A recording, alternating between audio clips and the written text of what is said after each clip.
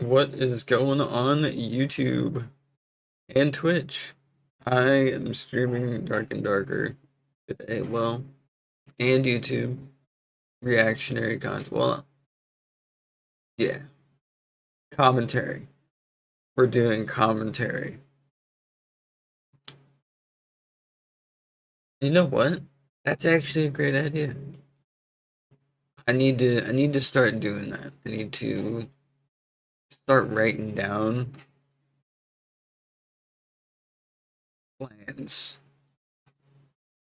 like focused plans for streaming.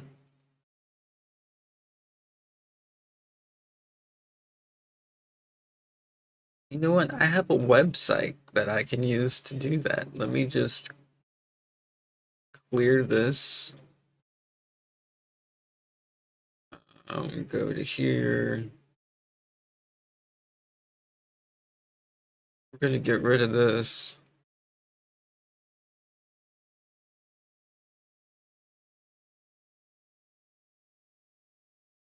And then we're even going to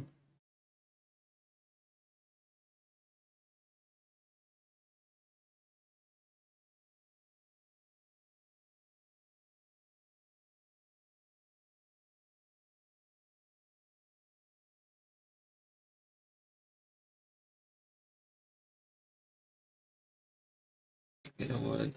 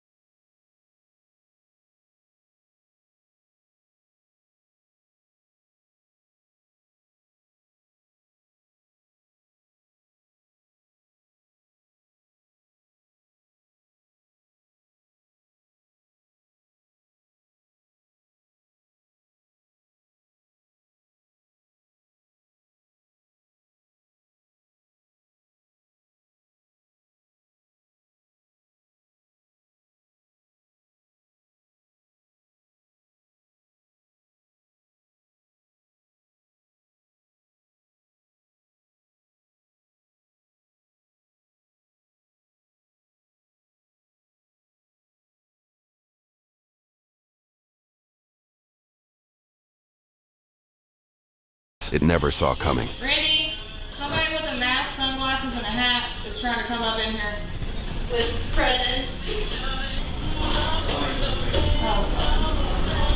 Merry Christmas. Hi, how are you? Good. Got gifts. Just put them in there. Nothing funny, nobody gets hurt. Pull it up. You as well. Medical call 1718 open. I'll know as soon as somebody does something. Once I leave, no worries. Where are you on the computer? They won't let you do it while I'm doing it. Do this. No, you do it. Thank you, ma'am. Your patient, you're out of stuff. Yes, 65-year-old female. Okay, now go back to your hosting. Quickly, please.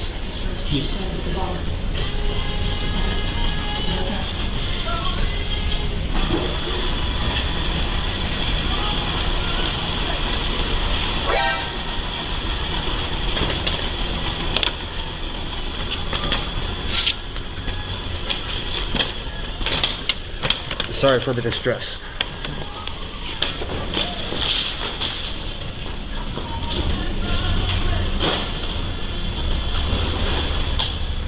Officers and sheriff's deputies arrived just 3 minutes later after the teller dialed 911. During that time, bank employees witnessed the suspect cross the street but never enter a vehicle. What's going on, man? Pretty good. Hey, Davis, you better get this under control. So what happened?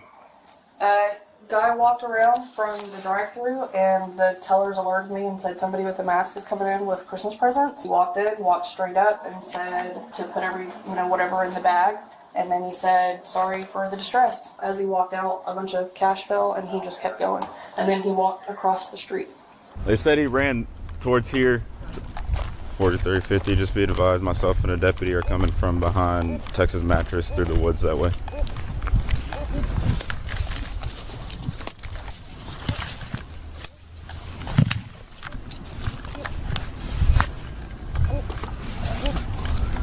We would have had to ran somewhere back here. Did the guy look black, white, Hispanic? Completely covered.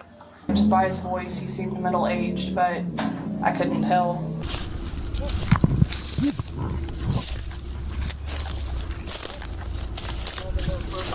Oh,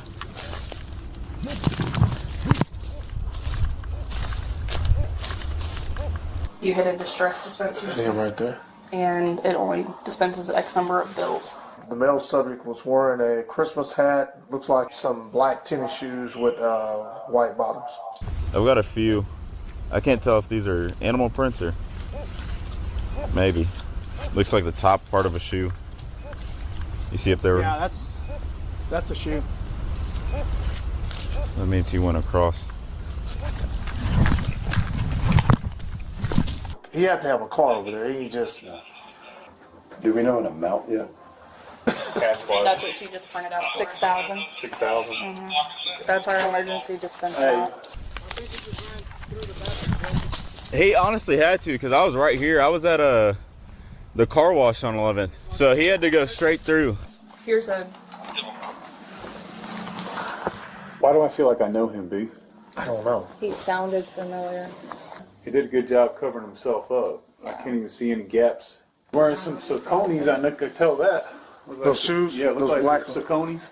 I can print you a copy of her driver's license as well. I ain't trying to get her for a credit. Yeah. That's our job. Our credit's good. I'm just saying. And he had what sounded like a police radio on him. He's got a radio. He has a He radio. has a radio on him. Like what kind of radio? Like it sounded like y'all's. Good. He's got a scanner. Kudos to you for remembering where emergency dispense is. We just talked about that the other day. Really? Yeah, I'm just extra okay. Cool. All right, I'll go buy a USB and then. Ain't nothing wrong with being extra cool. Whenever I have it. 3 exactly on the floor. I'm sorry? There was 3 exactly on the floor. So you got away with 3? Yeah. So it was 3,000 on the floor? It was 3,000 exactly on the floor. 3,000. Okay, so 6,000. We got like a Christmas flowery bag in the middle of the woods. Tell him not to touch it. So he's on foot. He don't even have a car. Man, I don't know. He may have a car somewhere, but he didn't keep it, and their cameras cut off to see if he went over to AutoZone or something. But I don't think his car's anywhere around here. I think he's that much on foot. it's the shoes that we're gonna get him with. Because that suit he can ditch real quick. Yeah, but the shoes is what's gonna get him. You think he's local? There's no way that you're going to show up at a place and not be from here and be on foot and not have any help to get out the way. It got to be somebody local. The officer's hunch was supported by the fact that beyond the wooded area where the suspect was last seen, there is a large residential neighborhood in the heart of town. Huntsville Police Department circulated the suspect's photo on Facebook, and 4 days later, they received a break in the case. David, I knew him from working with him a lot in Mexico. He was the kitchen manager up there. That's how I knew him to begin with. So we were hanging out a lot at that time, and I noticed hanging out with him, I figured out real quick, kleptomaniac. Like, he would be stealing random. And I'd be like, what are you doing? Why are you doing that? You know, he would be stealing stuff all the time. And then shortly after that, he had robbed the college. And he came and told me about it. I was like, what? And then I was like, well, you gotta go give that stuff back. He's sober, that's the part. He's sober, he's just crazy. But he brought up right away the Bear Bank situation. Like with the robbery, he asked if I heard about it. And I had actually lied to him. I said, no, I hadn't heard about it. So he could tell me about it just to see what he'd say. Anyways, one of the things, like I said, on the news outlets that I've read a bunch of them on different pages, like the Huntsville Item. One of the things that he mentioned was like how the robber came up to the bank. Okay, well that's not in the description at all. That Santa Claus hat, he got it from La Mission 2 years ago. La Mission had during the Christmas when the restaurant opened. He had bought a bunch of Santa Claus hats for everyone working there during the holiday season. Cool. Yeah, right? In fact, if you don't mind if I show you real quick on his Facebook, he's wearing that hat. That same one. I looked at it in another picture. Yeah, I saw that one. Yeah. Now, I'm not saying 100%. You know, this could all be coincidence, but it'd be a hell of a coincidence. He said either my life's going to end growing this garden or it's going to end with a shootout with the cops. And I'm like, where did that come from? I was like, what are you talking about? That his life's going to end with a shootout with the cops? That's what he said, that or with his garden or a shootout with the cops. I've seen this guy get in a fight at a bar, but he didn't fight. He just let the guy beat him up. For nearly 3 hours, undercover sheriff's deputies in plain clothes surveilled David's home about a quarter-mile away from the bank, while officers acting as backup waited down the street for the deputies to make their move. Ryan, where are you? Has he got him on the porch? I think so. The guy keeps staring at him. Yeah, Ringo already jumped out. Oh, yeah, I did.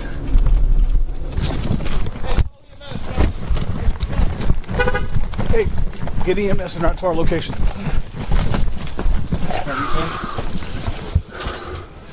Good, bud? Hey, come on. You're lucky you're still breathing. No. Yeah. You good? Yeah. You good, bro? Is it you bleeding? No, it's him. Yeah. Double lactation. 14th Street, white male bleeding from the face. Pull your knees under. There we go. I'm going to stand you up. Jenkins, is everybody secure? Listen to me. You're going to cooperate if we walk down here. You understand me? Don't not cooperate. Get a marked unit that we got one.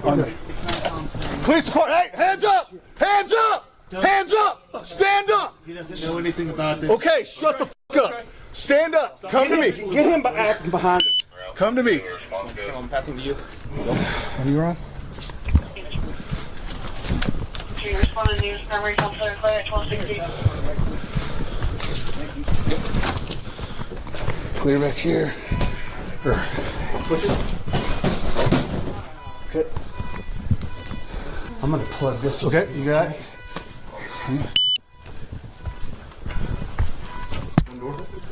I'll hold this clear. Just clear right here.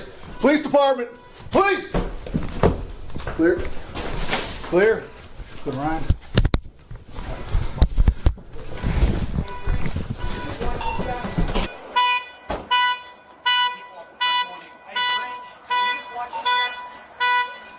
Haven't been passed yet.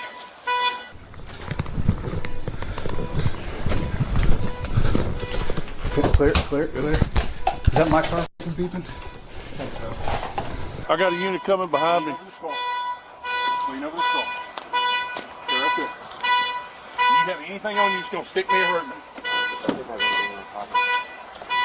101.7 K-Sam.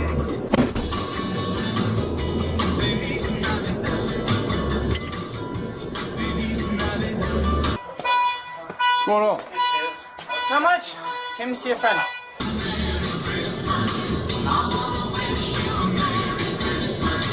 Is that your truck back there? I think so. You got the key on you? I don't think so.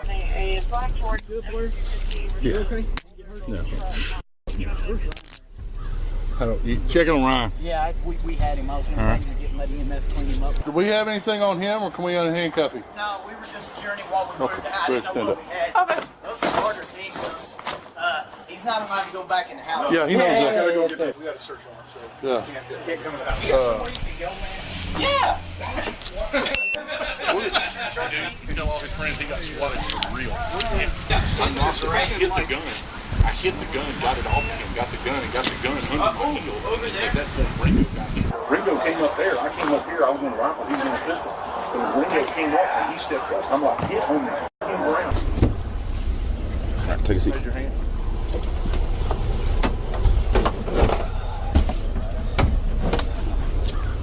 You see get arrested? Nope. Don't see it? Nope. So you're just playing video games as this is going on? Yep. Heard it, tuned out, dialed in. We're good now. Yeah, he tried to get Ringo's gun. Oh, I believe that. So he got hit in the face with a rifle a couple times. Hey man, I'm a paramedic. I apologize. We were coming. I know y'all were, man. I know y'all. Man, we got made. There's nothing else we could do. Suspect, identified as 36-year-old David Rodriguez, was taken to a hospital 40 minutes away due to his injuries. After he was medically cleared for booking, he was transported back to Walker County Jail and charged with 2 counts of robbery, 2 counts of aggravated assault against a peace officer, taking a weapon from an officer, and resisting arrest. In all, his bail totaled just over $1 million. The 2 charges of aggravated assault against a peace officer were dismissed. However, he was found guilty of taking a weapon from an officer and both counts of robbery. He was sentenced to 15 years in prison, which he is currently serving at the Gibb Lewis unit. David went up for parole in 2025. However, the Board of Pardons and Parole denied his release due to the nature of his offense, his previously unsuccessful periods of community supervision, and his criminal history, which included multiple convictions of public intoxication, theft, and burglary. David is up for parole review again in November 2028, but if denied, he could be in prison until 2038. David made the mistake of committing his crimes in a town with a diverse and extensive law enforcement presence, especially for a town with fewer than 50,000 people. Numerous local, state, and federal law enforcement agencies operate within city limits and frequently work in coordination with each other. For instance, Huntsville is also the headquarters of the Texas Department of Criminal Justice, which oversees the administration of all Texas prison facilities. TDCJ tracking dogs were deployed to sniff out David's trail after the robbery and pointed officers in the general direction of David's home. TDCJ also partners closely with Sam Houston State University, also located in Huntsville, which is home to one of the highest-ranked criminal justice programs in the country. Huntsville Police Department also maintains strong support within much of the community. The first investigator on scene after the robbery, Officer Broderick Davis, was honored at the Huntsville Item Reader's Choice Awards as the best law enforcement officer in 2023 and again in 2026. All of these factors add up to Huntsville, Texas, potentially being the worst small town in America to rob a bank.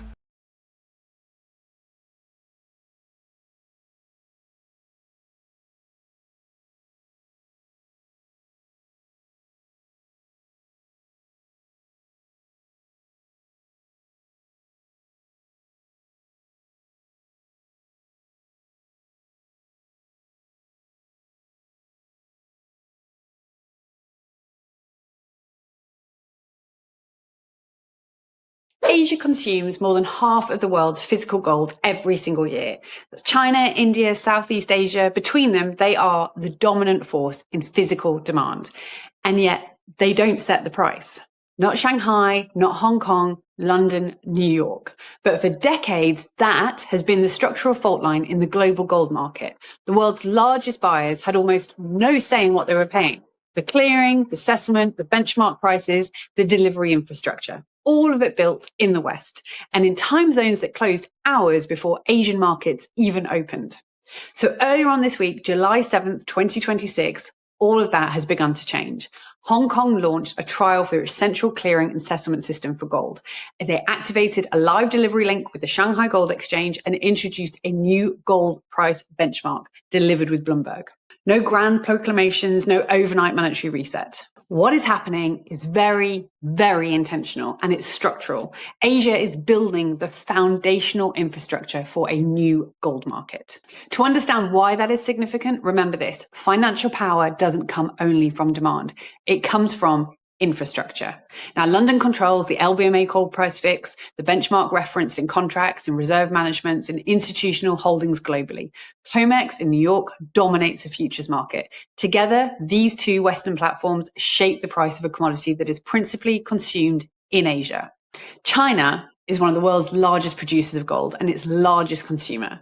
The Shanghai Gold Exchange has been operating since 2002, and India absorbs enormous quantities every year. And yet, the institutional price-setting machinery has been almost entirely absent. And that asymmetry has been built into the market's architecture for decades.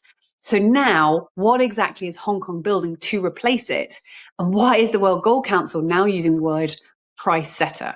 All this has created is a structural imbalance, and Asia holds the physical demand, but not the pricing infrastructure to match it. The new ticker, that's one of the most visible parts of this response. It's a Hong Kong-specific gold reference rate running in the Asian time zone, covering the trading hours that the London fix has always left unaddressed. But benchmark prices, they don't just work based on announcements. They work and survive on the infrastructure. And the infrastructure, that is exactly what Hong Kong is now beginning to activate. Shoko Fan, the head of the Asia Pacific of the World Gold Council, he described Hong Kong's new clearing system as a major step forward in the city's ambition to become a price setter for gold. And that word, price setter, that is the one that you really need to remember, because the machinery that makes all of the price setting possible, that isn't a ticker, it is the plumbing. And the three banks that walk through the door on day one tell you exactly what kind of plumbing all of this is and who is already positioned to use it. In most mature financial markets, large institutional gold trades go through a central clearing system and trades are recorded on a common ledger. Settlement is managed centrally. Counterparty risk, that risk that the other side of a trade doesn't deliver, that is reduced. But in Asia, that infrastructure has been almost entirely absent. Banks and institutions, they settled bilaterally, and each trade was a direct negotiation between counterparties. It was slower, it was more expensive, it was harder to scale. Now, Hong Kong's new system, operated by the Hong Kong Precious Metals Central Clearing Company, a wholly government-owned entity, all changes this, because it provides a central ledger for recording settlement activity, gold transfers and institutional balances. And the eligible format is the standard 400 fine troy ounce gold bar good delivery, the same wholesale grade trusted by central banks, sovereign funds worldwide. So think of this as building the back end of a financial exchange. It's not about a trading screen. We're not looking at price display, the settlement layer that ensures that the trade's actually clear, that gold moves, and that large institutions can trust the process at scale. Now, a gold market with no reliable clearing, no scalable settlement will always struggle to attract serious institutional capital, regardless of how much physical demand is actually sitting behind it. But Hong Kong is solving that problem on its own directly. But that clearing system doesn't operate in isolation. It's connected to something larger. It's about a live physical pipeline running directly to the mainland. And that pipeline is now operational from day one. The Delivery Connect scheme links Hong Kong's new clearing system to the Shanghai Gold Exchange International Board. In practice, market participants can now deposit physical gold into the SG's designated vault in Hong Kong through the HKP MCC account and transfer that gold in both directions between the Hong Kong OTC market and the Shanghai system. Now, the participating banks that launched, the ICBC Asia, HSBC, and the Bank of China Hong Kong, two-way transfers were completed on the day that the system went live. And of course, all of that changes the frame in which we're looking at this entirely, because this wasn't just a launch, it wasn't a policy speech, it was an operational system going live.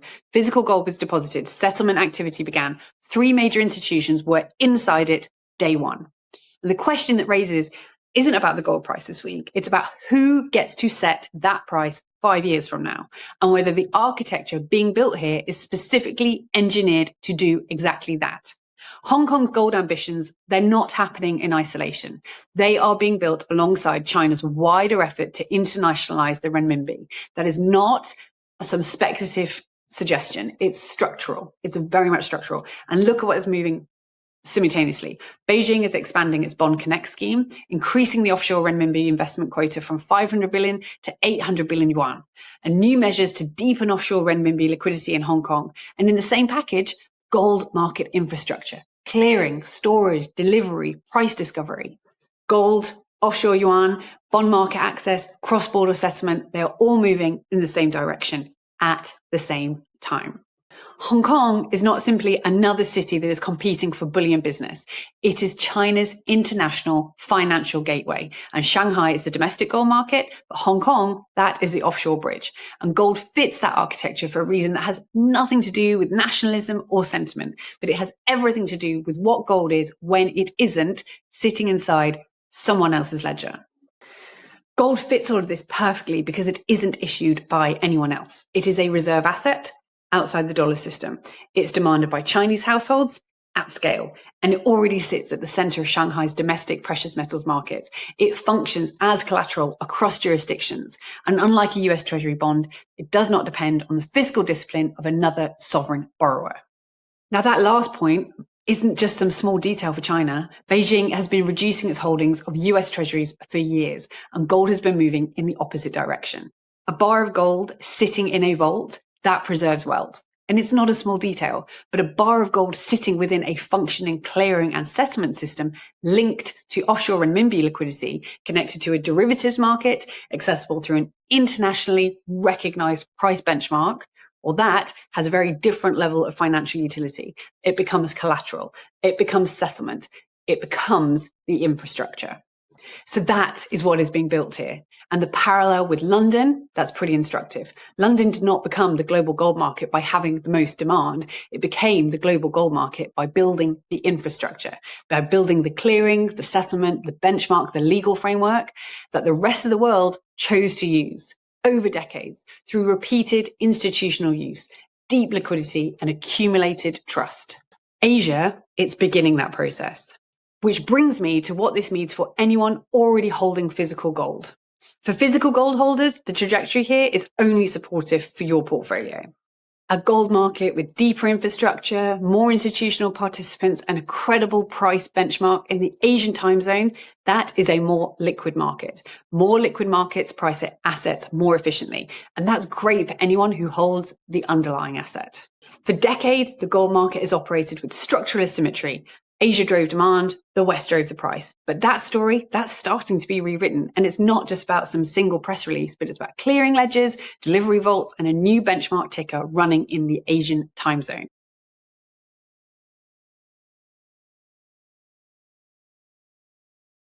Asia consumes more than half of the world's physical gold every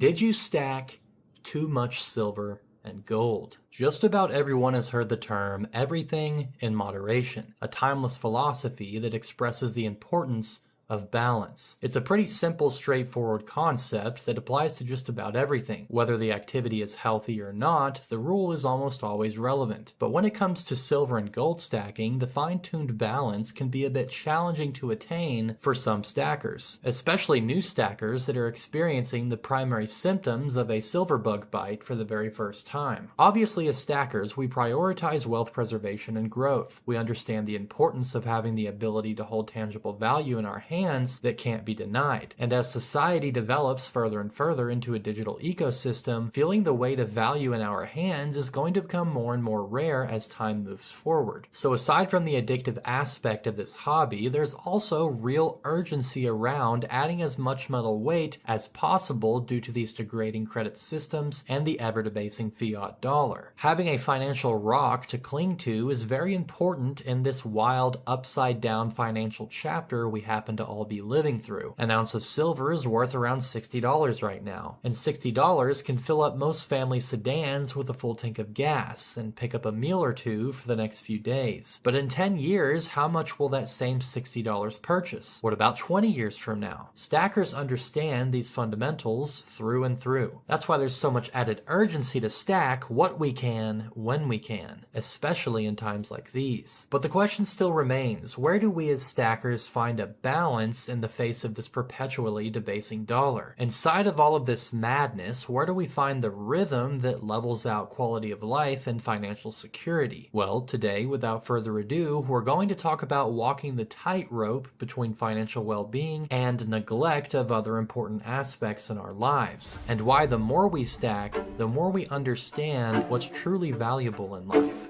Let's get into it.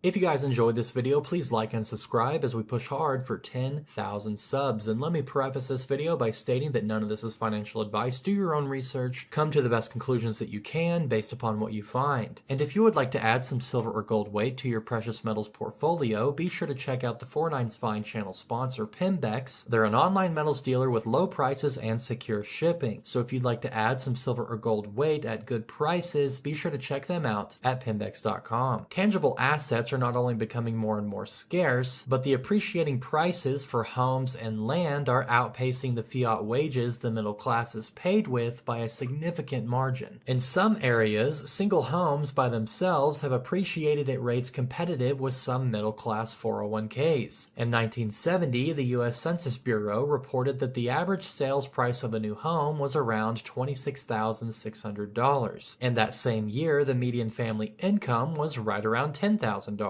So the cost of an average home was roughly 2.5 times the average salary in 1970. However, last year in 2025, the median family income was roughly $100,000 a year, and the average home price sat at a staggering $524,000, more than 5 times the average family income in 2025. So according to these numbers, it's literally twice as hard to purchase a home in 2025 than it was in 1970. But the cost for homes and land aren't the only things that have outpaced wages over the past 50 years. In 1970, vehicles cost on average about 35% of a family's annual income. But in 2025, a new vehicle costs about 49% of a family's annual income. It's clear that wages are not keeping up, and any raises we may receive aren't actually worth as much as they appear to be on paper, especially if it took several years to receive a raise in the first place. So depending on how much any given raise happens to be, sometimes it's more realistic to view it as a lucky cost of living adjustment. The ominous statement, "you will own nothing and be happy," has echoed through our modern society. And I'm not someone who accepts defeat easily at all, but I must admit that I feel the weight on my shoulders of financial hardships that may be well on their way in the future. We've seen how brutal inflation can be since just 2020, 6 years ago. So there's no telling what the next 50 years could bring. The pressure that we all feel is especially present for young people, at least the young people that are smart enough to be paying attention to all of this. The youth that are just now entering the workforce today have many big hills to climb to establish financial security and hopefully financial freedom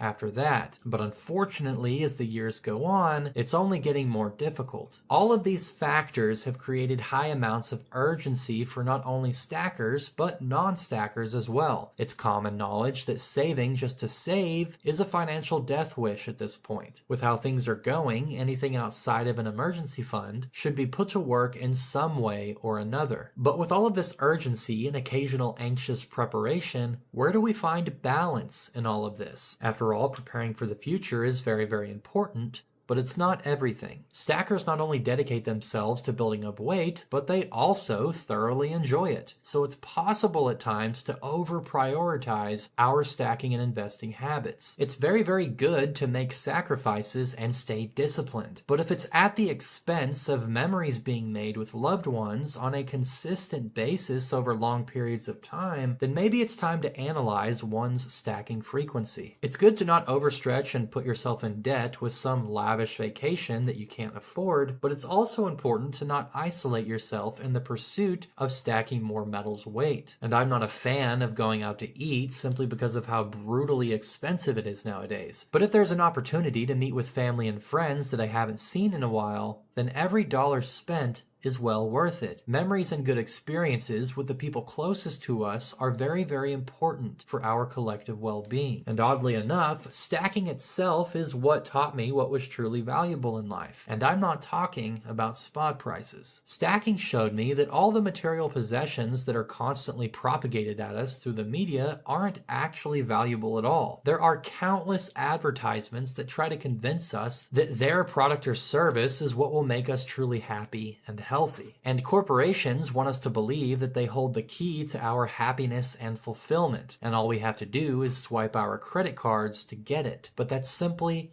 not true. However, on the flip side of this coin, buying a special gift for someone as a surprise is a great thing to do. There's a balance to everything. When I look at my silver and gold, it fills me with a strong sense of security. It's also very satisfying knowing that the value of these metals will only grow over time and have been viewed as forms of true value for thousands of years. And that feeling of satisfaction and security stays with me forever. That's something a new piece of plastic from an Amazon ad could never accomplish. Stacking truly narrowed down what is actually valuable. It cut out all of the noise of modern commercialism and advertising. Ultimately, the present is all that we have, and the future is something we should all be thankful to be alive for. These things go hand in hand. It's very important to prepare for the future, and stacking is an excellent way to do that. But it's equally important to enjoy time with those special to us while they're still here in the present. Balance. I hope you guys enjoyed the video. Stay safe out there. Keep stacking. Peace.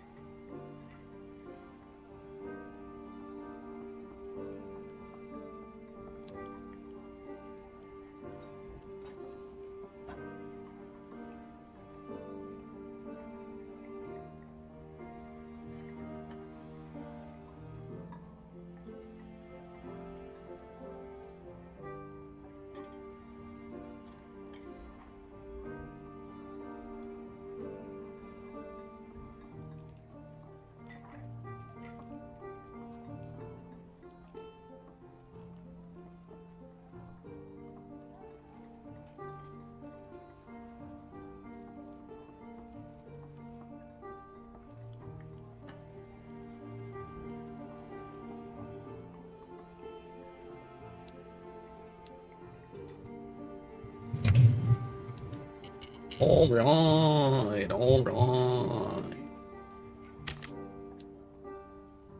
So,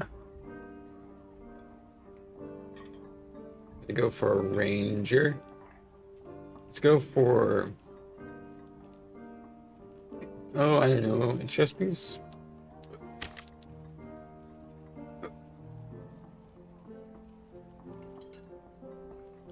Damn, this shit's getting expensive. Okay, so we're gonna look for, is it a doublet? Can't remember. I think it is a doublet. -4. Yeah, I think it was a doublet. 47. 73, 76.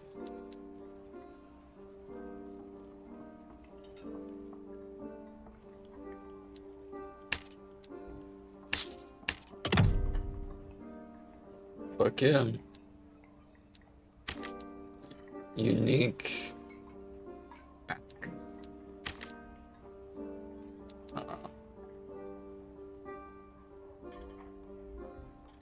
Damn, I need like 3,000 gold for that.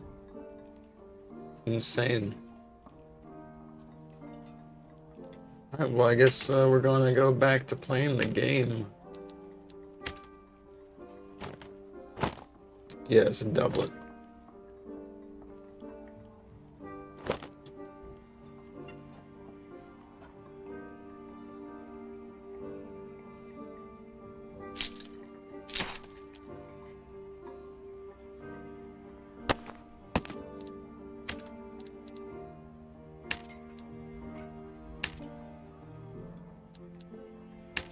Yeah.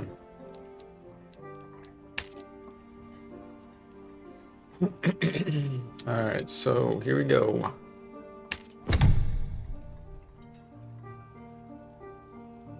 What's up, dude? Dude, I forgot I did the party thing. How's it going, man? What's up? Cool. I guess I'm gonna start it now. We'll get a third. Yeah, we'll get a third.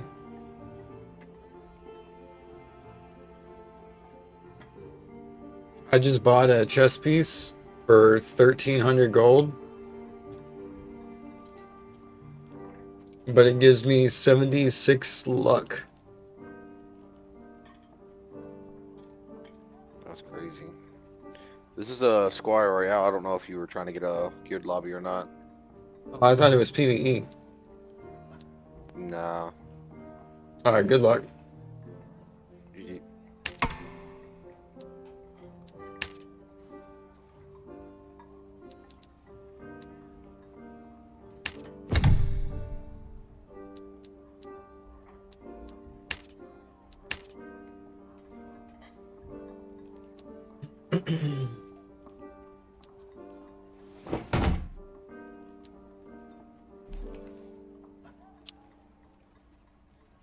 Yo, yo.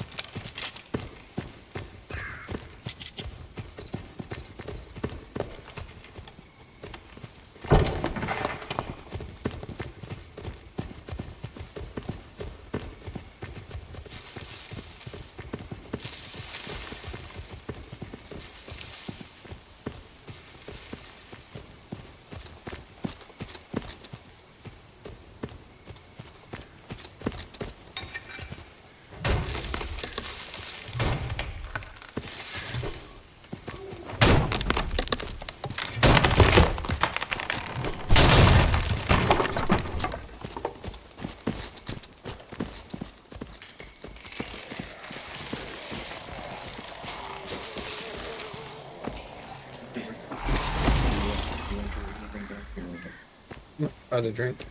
Thank you, man.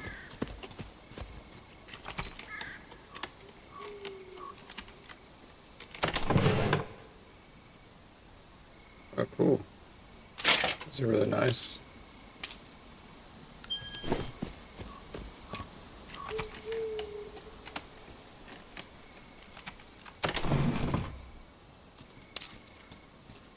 Wow, man.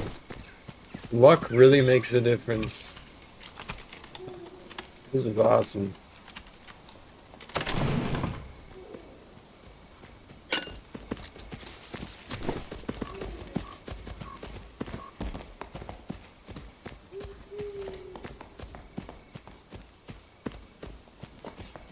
Thank you, Dan.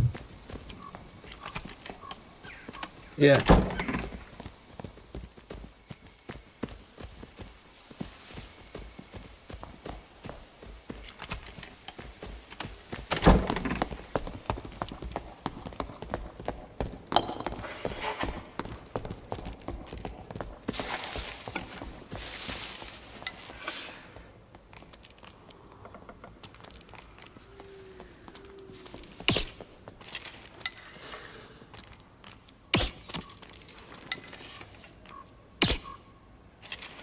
I should have hit him. Okay, there we go. Oh crap.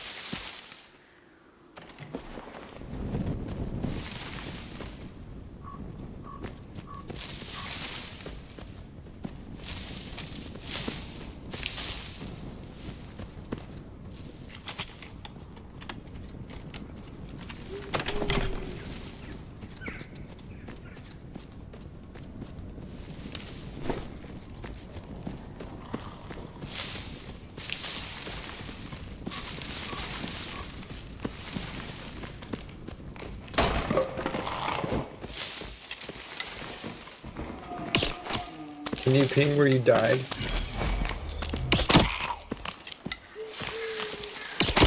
I don't know where you died. Can you put it on the map?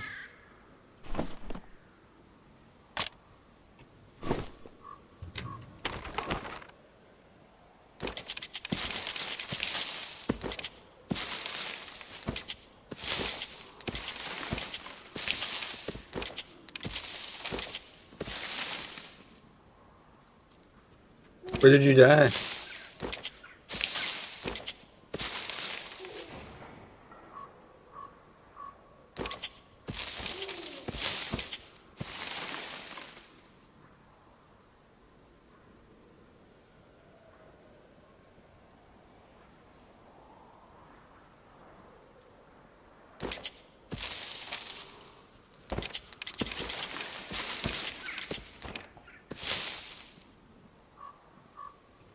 I don't know.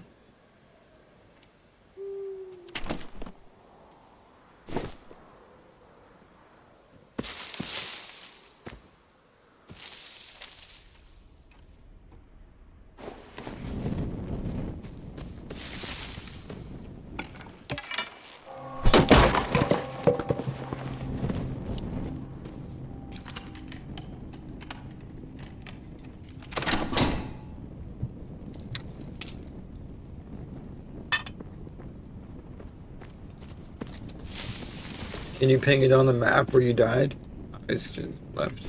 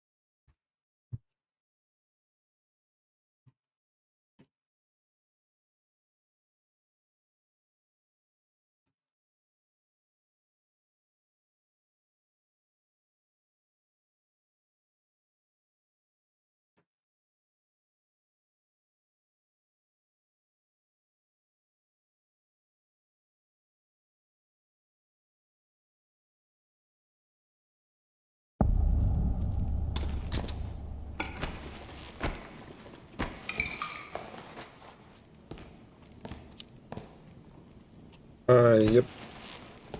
I mean, I don't need it.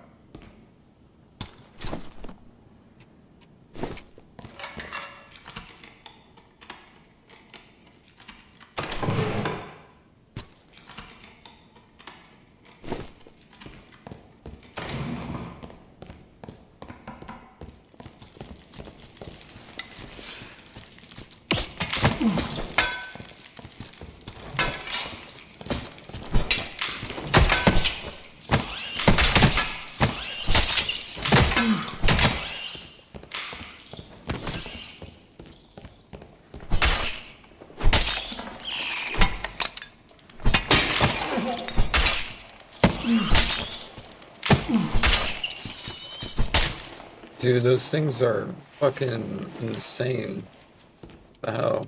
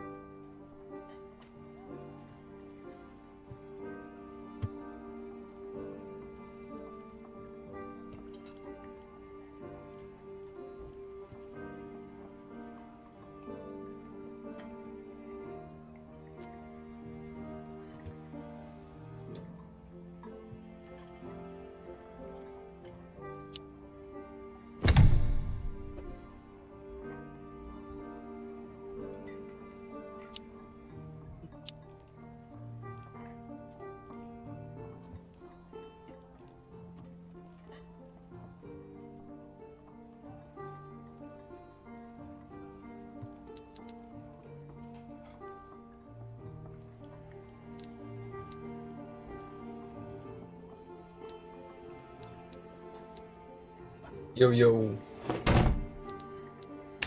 Yo.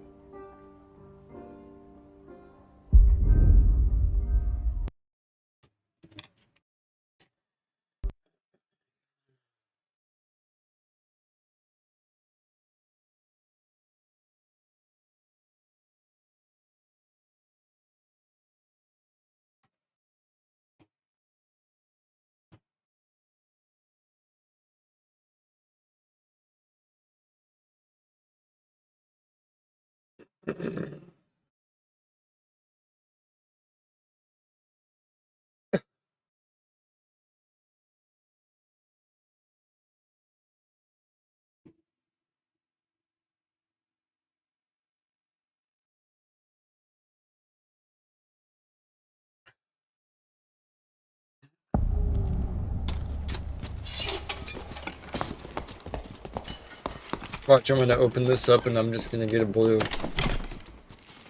Ah, I got a green. Green bandage. Yes.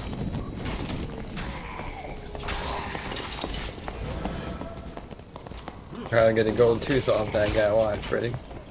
Ah.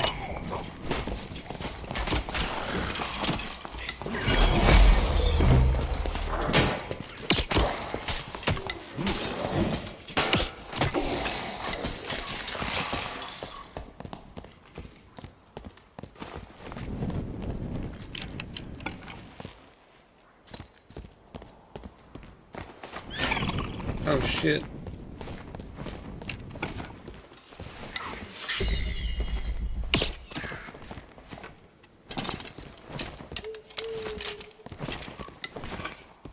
I can't see it.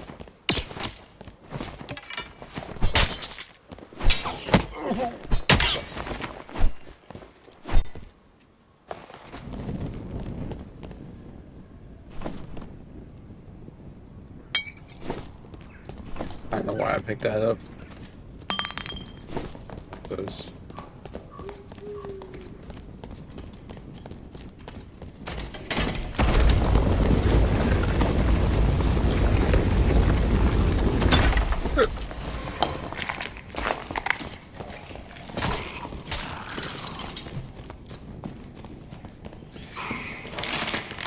Oh shit.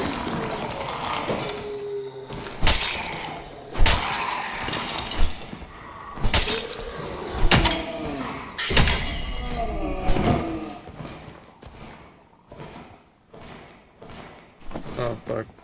Here. There it is.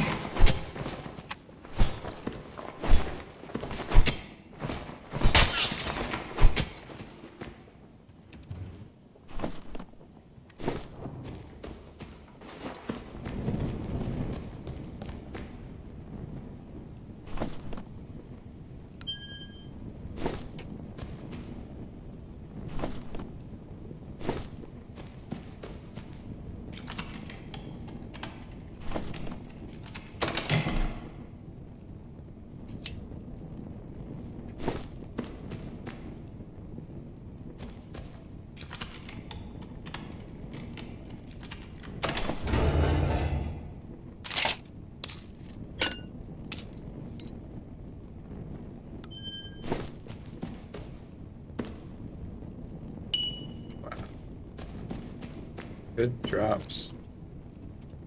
Did I loot this guy? I don't think I did, but...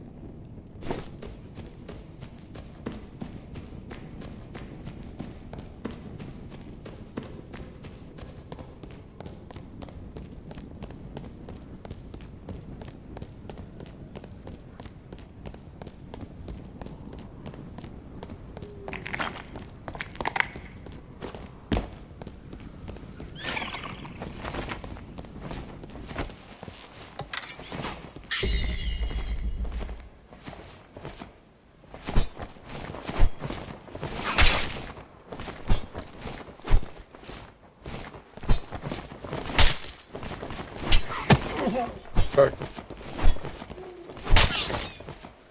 Hell yeah.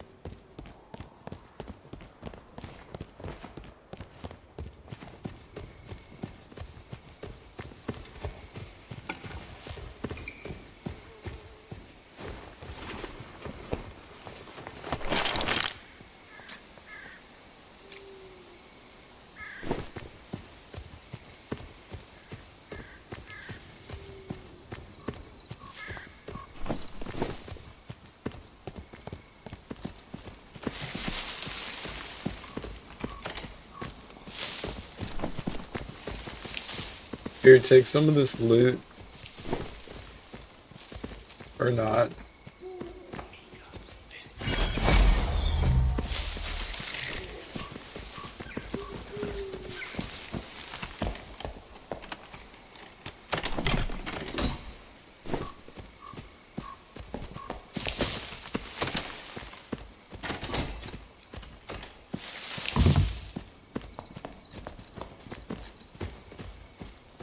But I have an axe. Hold on, I got an axe, dude. I'm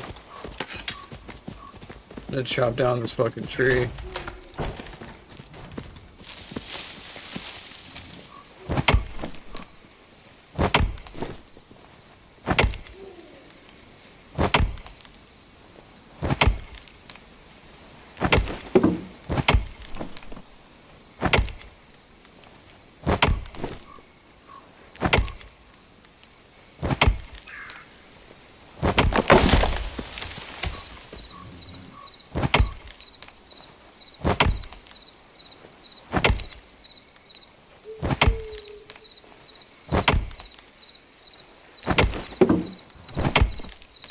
Yeah.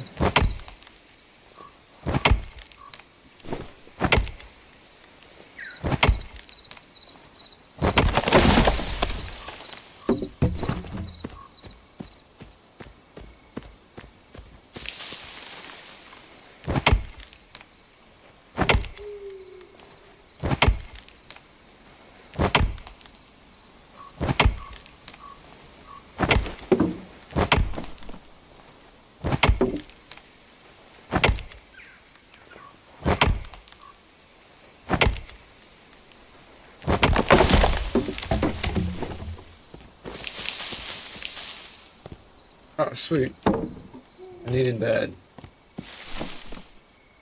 And then I need one more of those.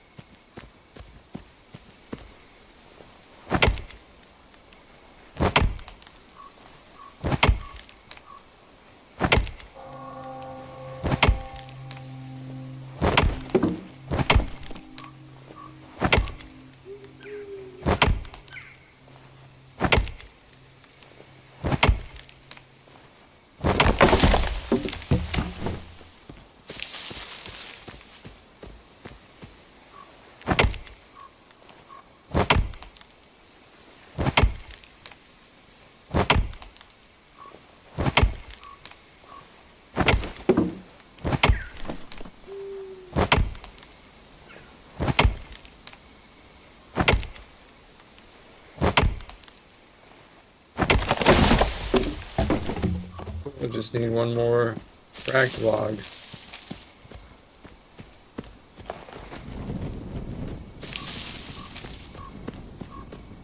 See some trees.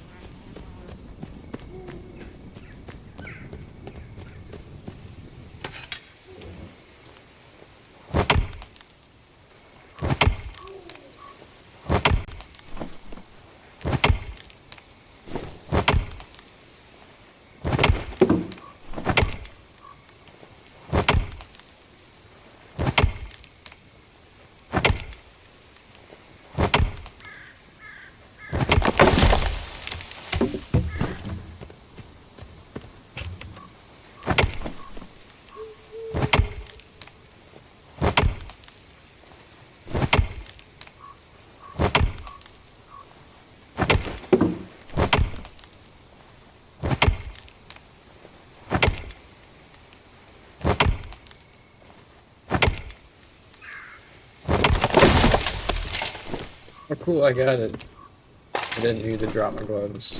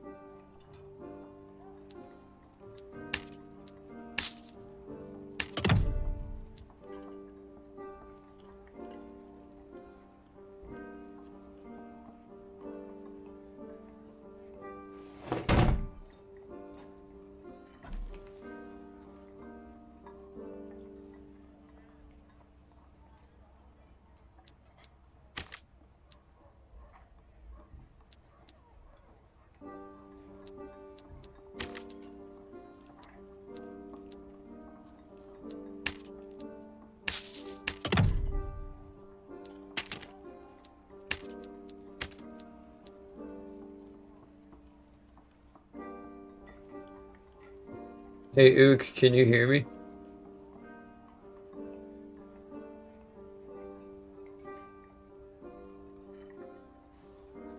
I have a chest piece and a dagger for you.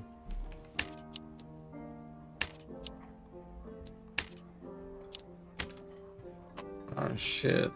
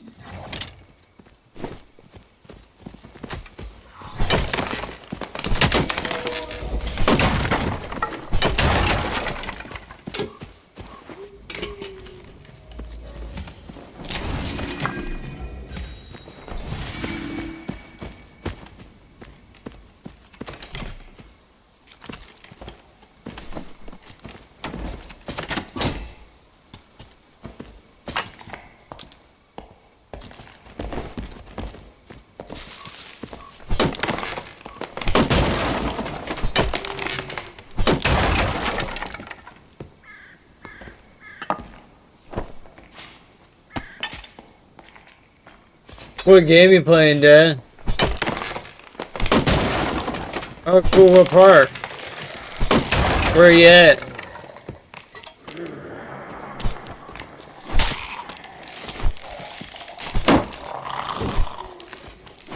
Oh, okay.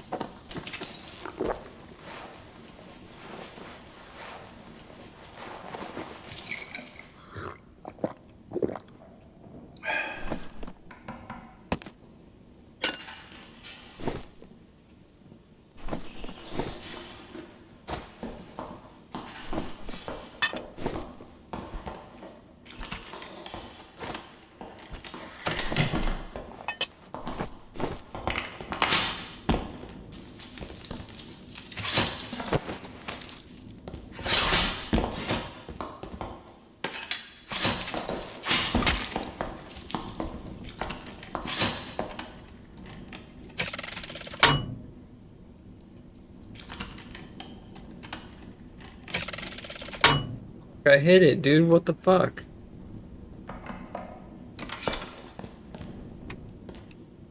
Yeah, I'm not going that way. Fuck that.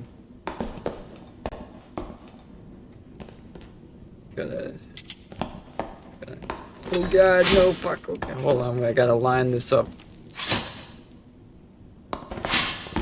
Oh my god. Ah, and I missed it.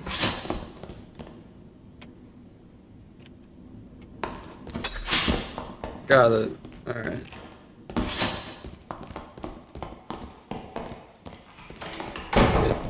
This is where we came.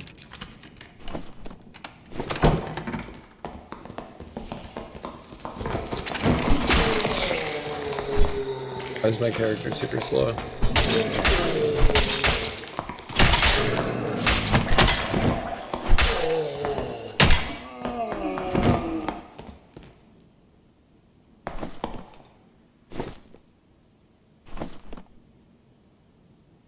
Check that out.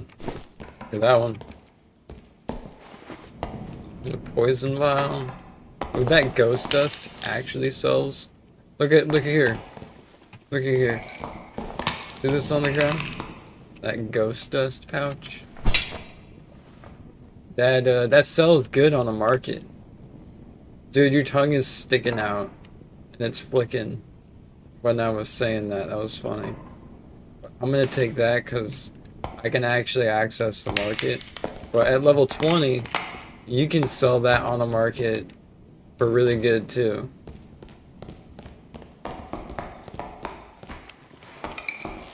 I don't have a fucking torch.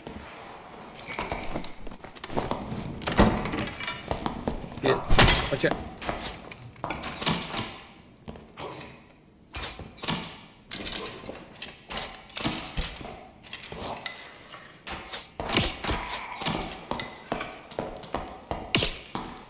Fucking missed.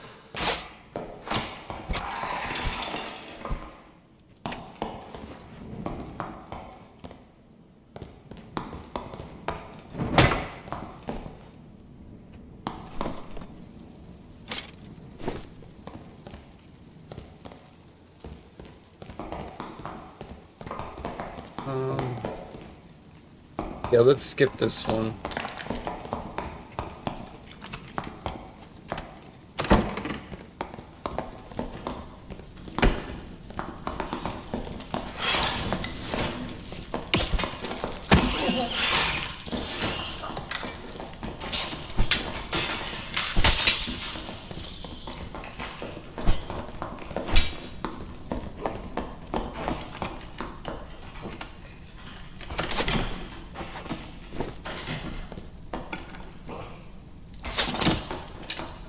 Shit.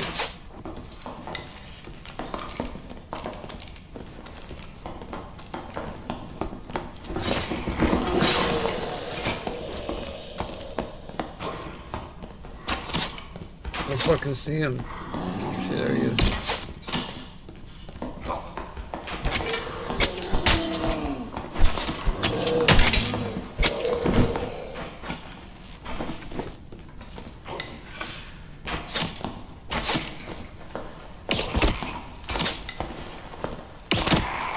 Got him.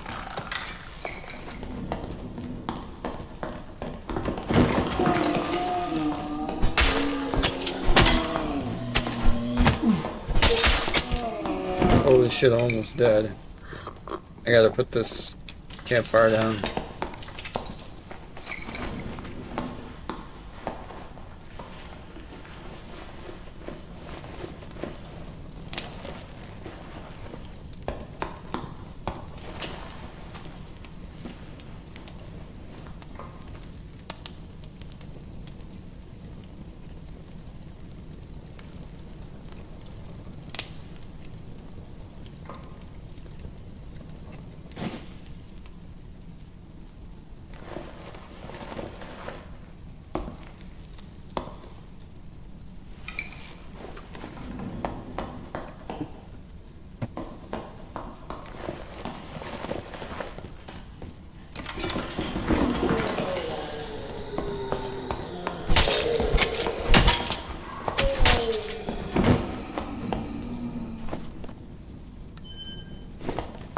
Hey, that chest piece and that dagger I gave you, they have luck on it, and the more luck you have across your armor, the better chance you have at like finding, you know, better stuff. So like, I'm finding really good stuff like all the time.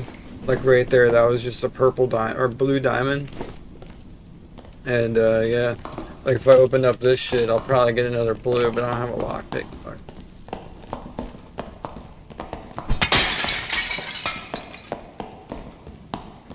Alright, where are we going? We gotta get out of here. We gotta escape.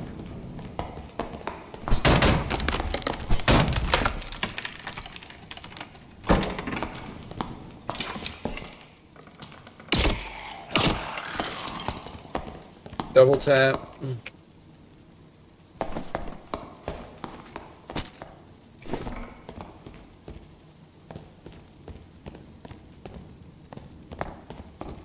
Let's just go up through here. Kill this thing.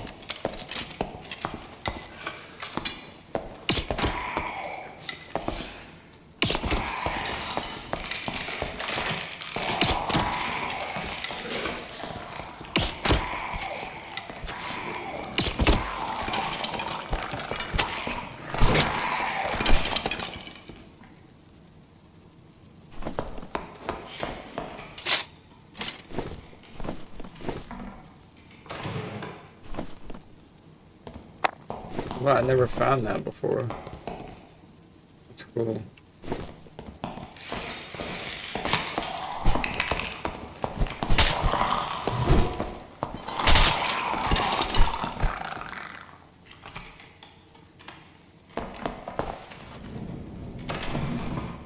Oh, there's some good stuff in there. Take that. Hey, take what's in here.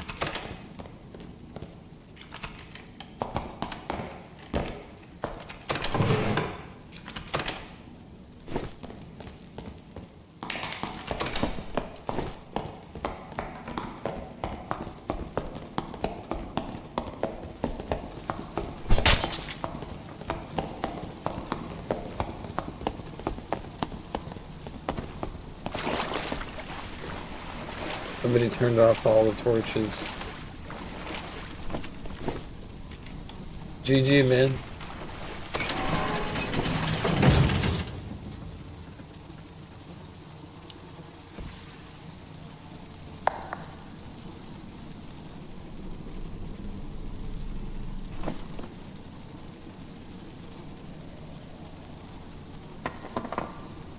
Ooh, this guy's got a pocket watch.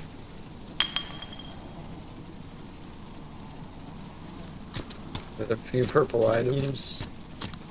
A token of honor.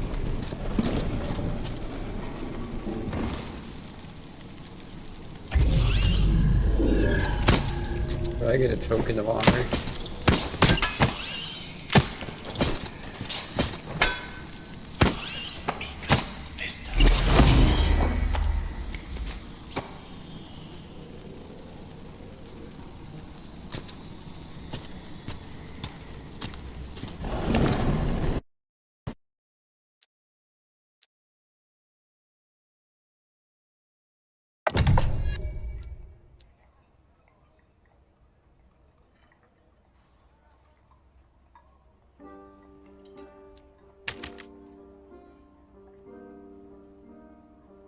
Oh, that's weird.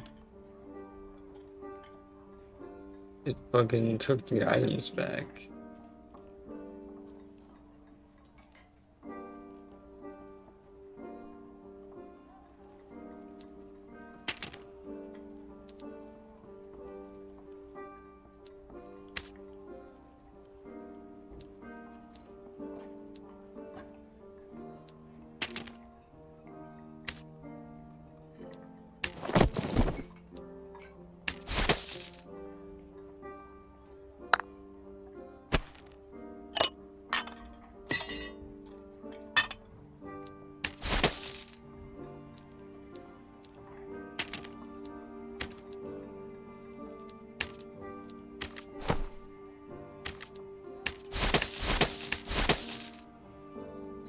Damn, dude.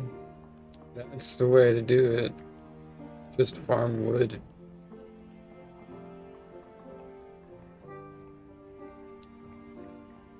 And buy a fucking woodcutter's axe.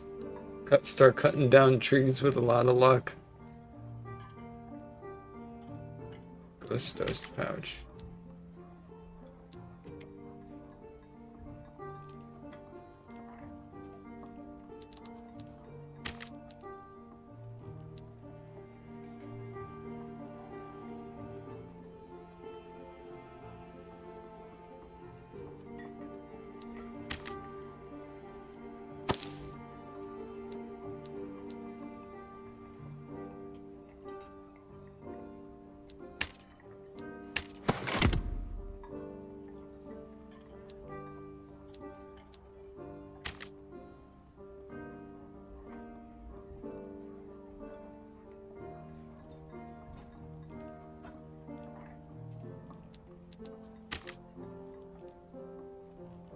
Yeah.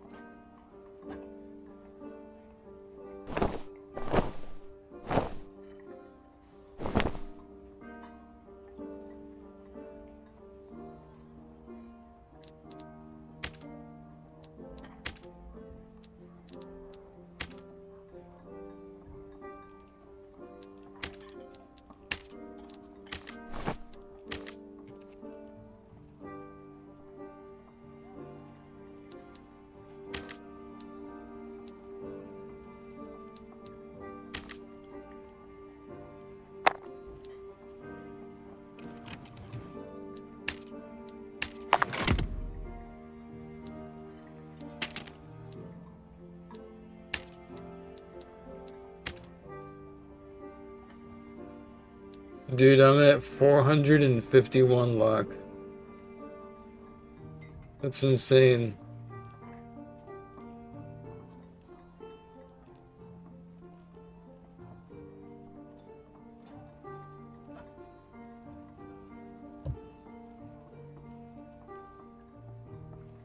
I just spent 1,500 gold on one piece of gear.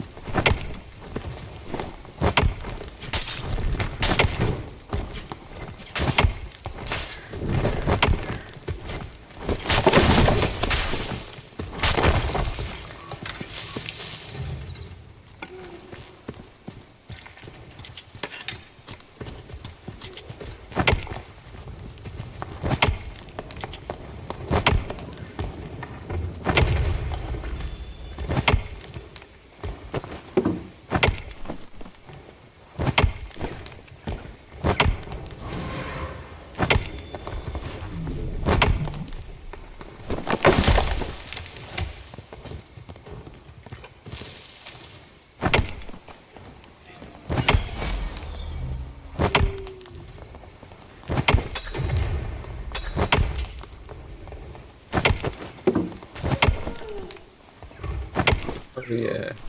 I just got a cracked log.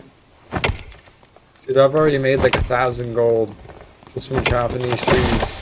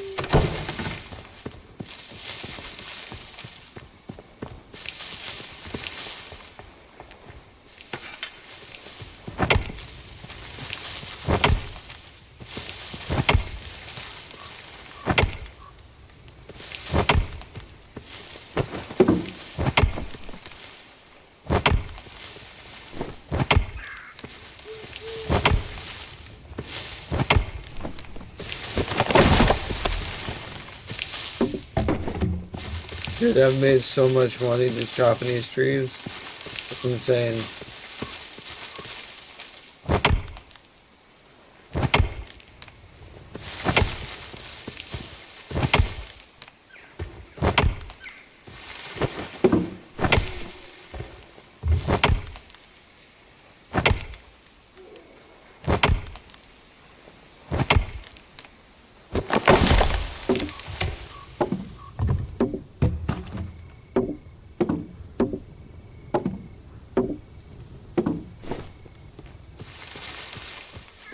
Come on, give me another tree.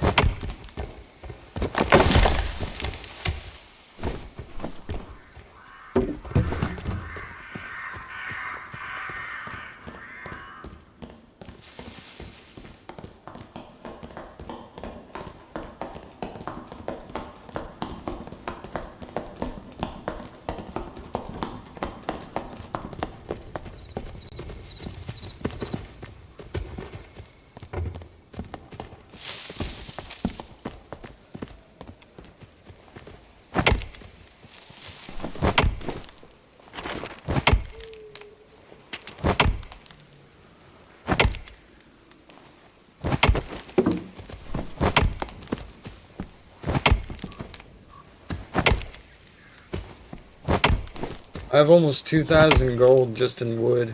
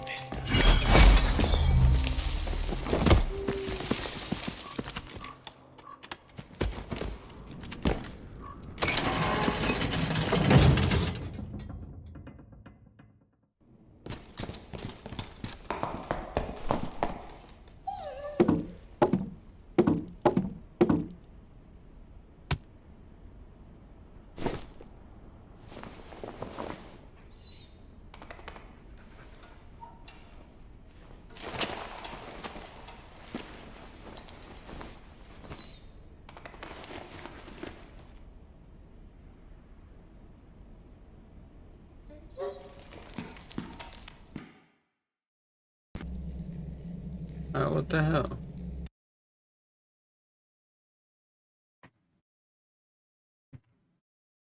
Okay, if I lost all my stuff, that would be really messed up.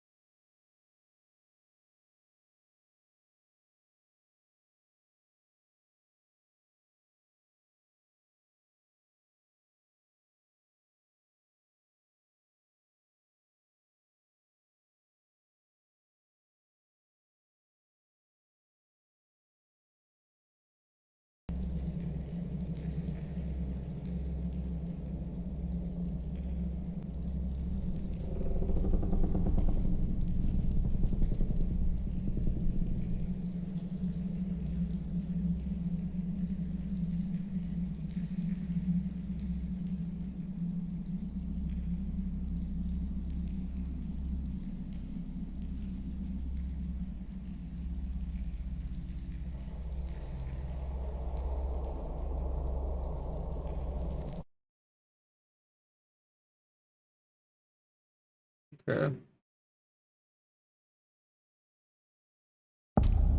There we go. Oh yeah.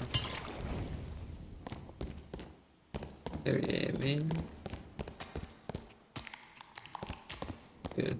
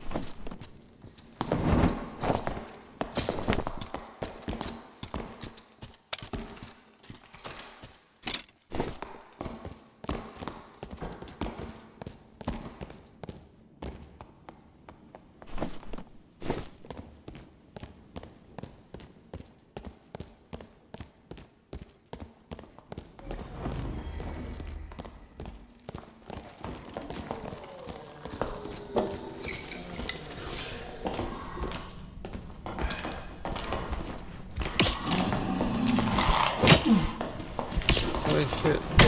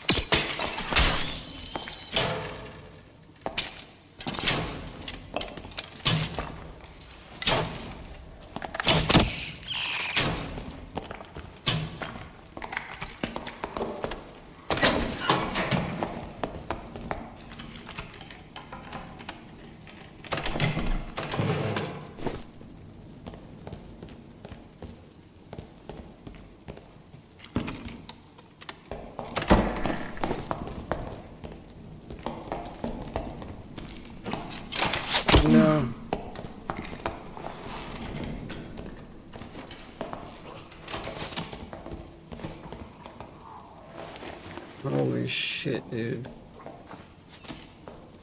Almost fucking died there.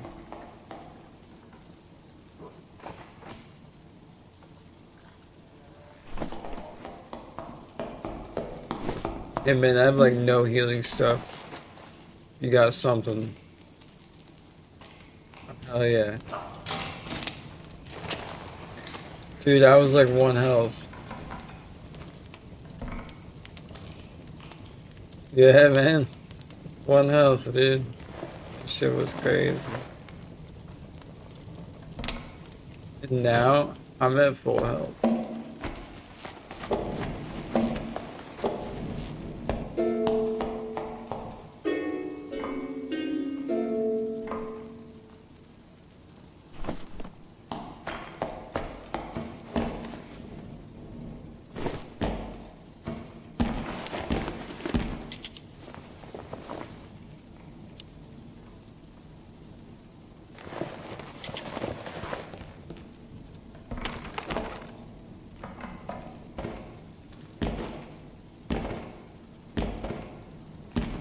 Okay, where are we?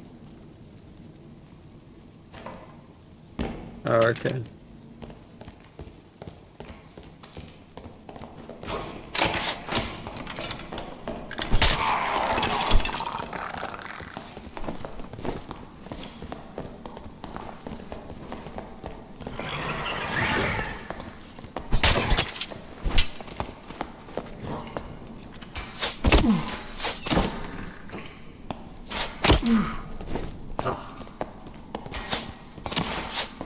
Fuck.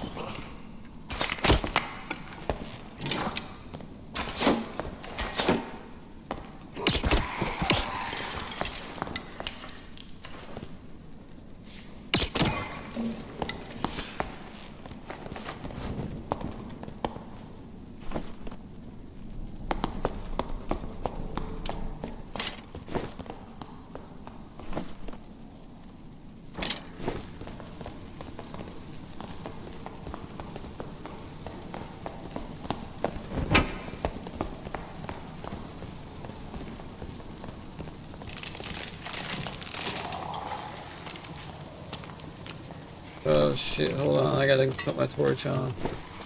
Fuck.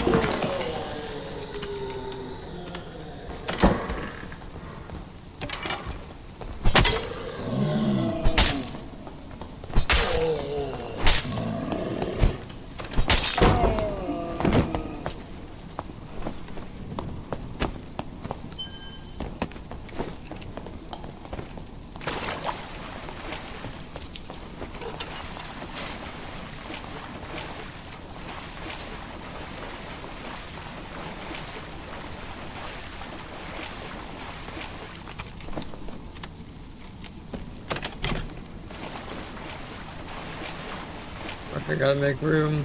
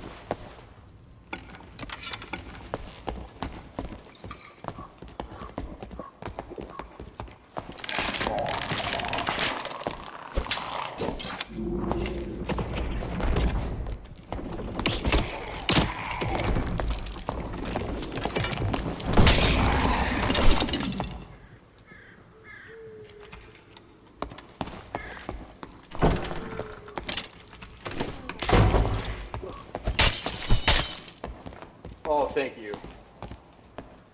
No problem, dude. There's like 30 things out there, bro. Well, let's fuck them up, dude.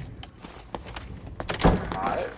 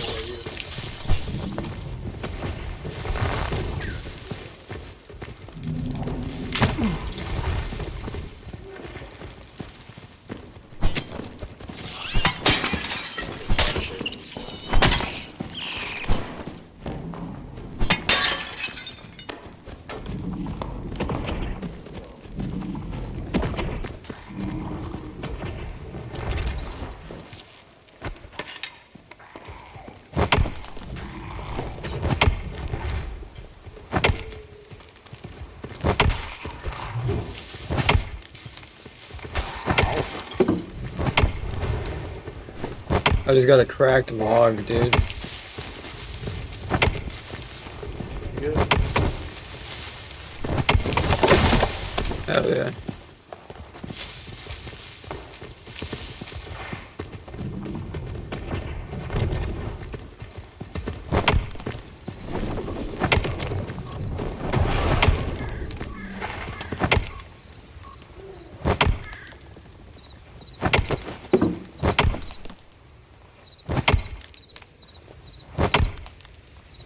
Yeah.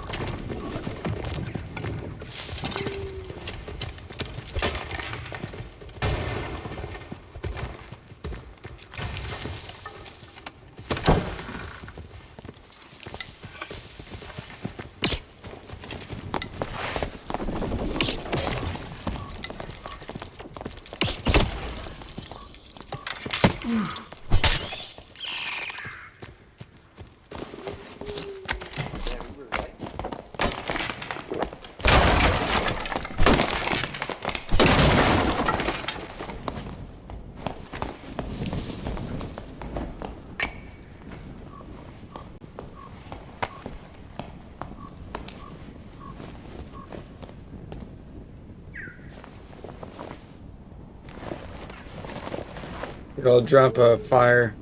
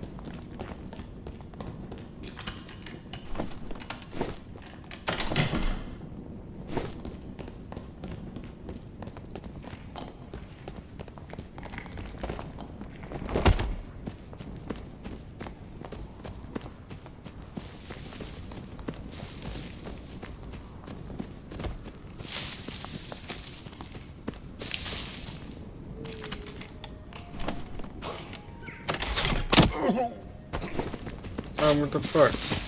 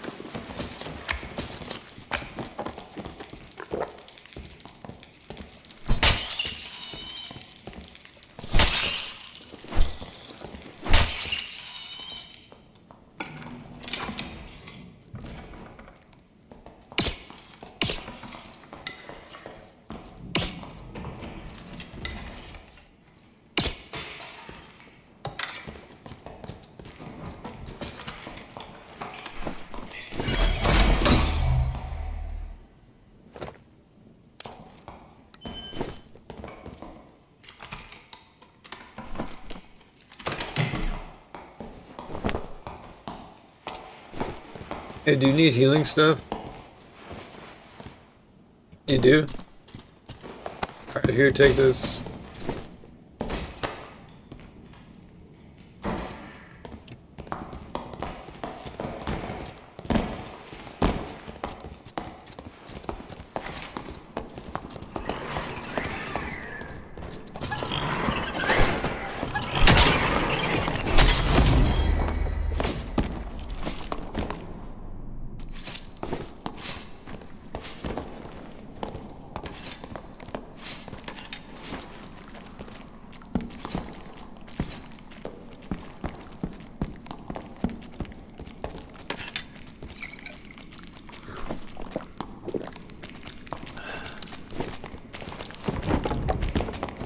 There we go.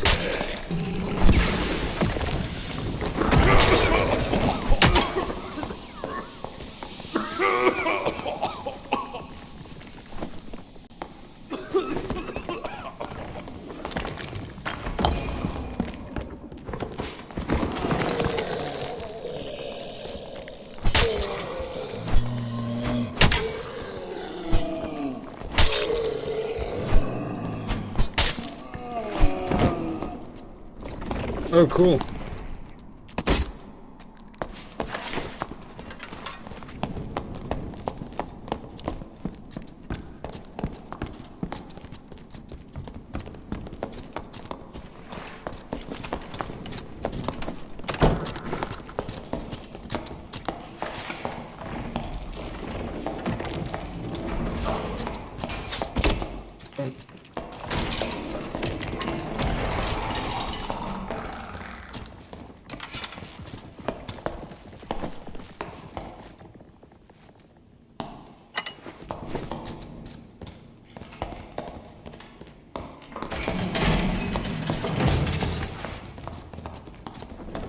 Do you still need healing stuff?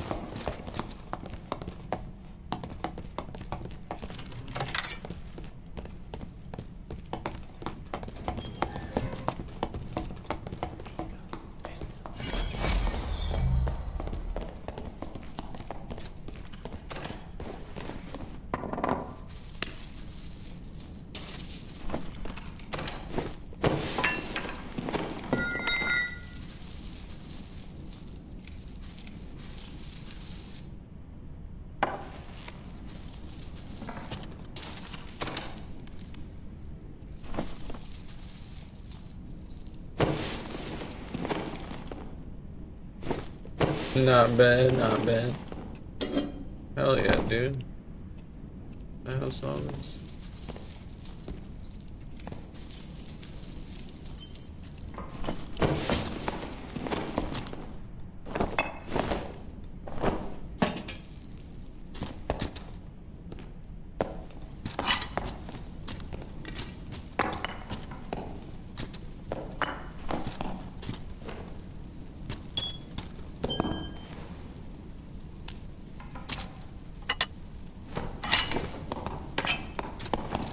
Alright, I'm stacked, dude. I'm full.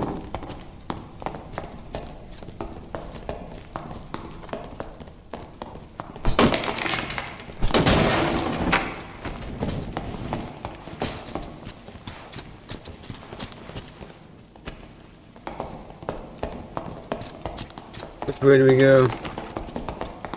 North.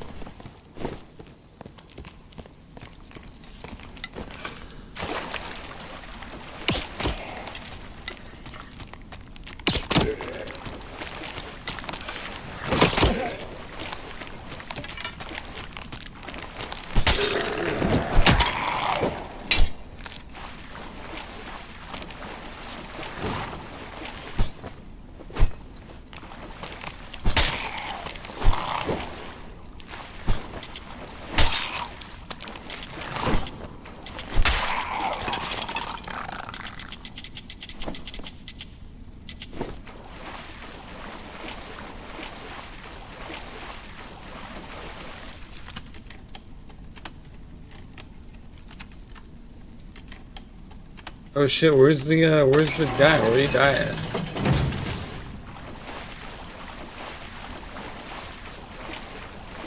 Oh shit.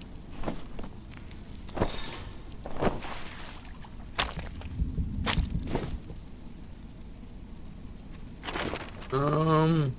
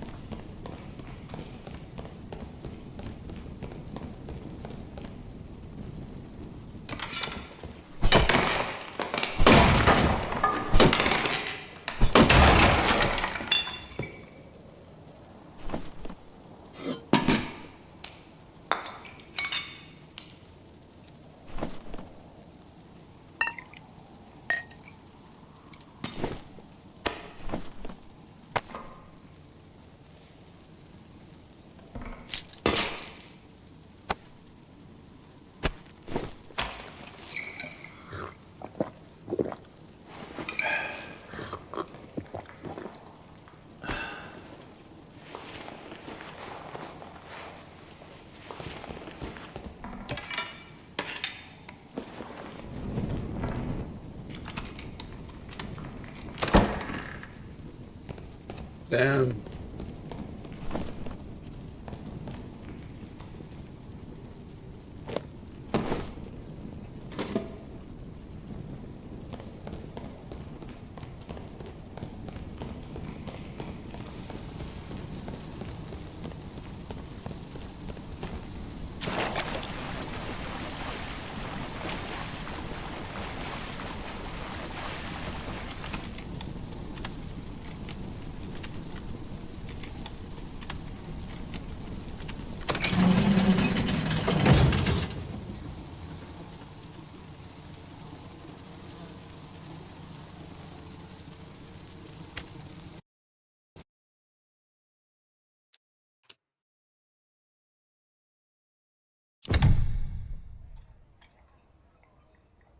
I could have revived you, man.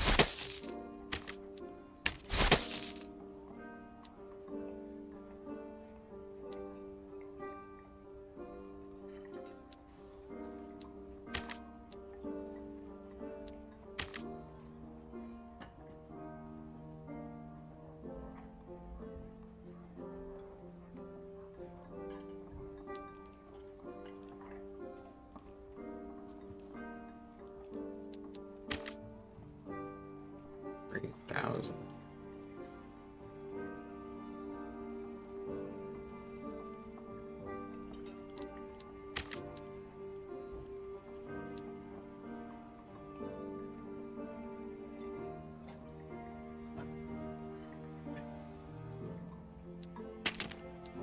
See what I can do.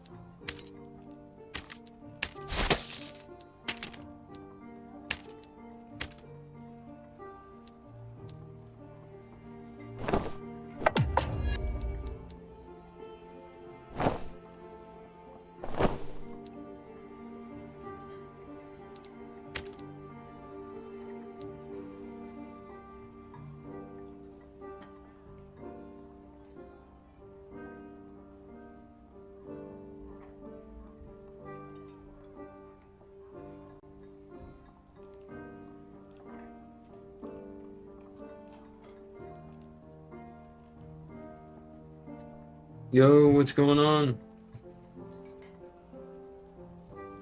Yeah, it's seasonal. It's a really cool game. Right now, at the end of the season, you can get pretty much any kind of armor set you want. And it's just a fun game to kind of dive into dungeons and stuff.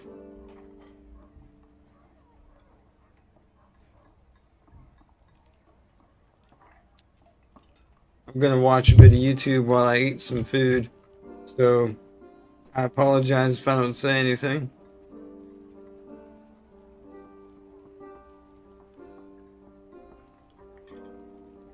Let's see here.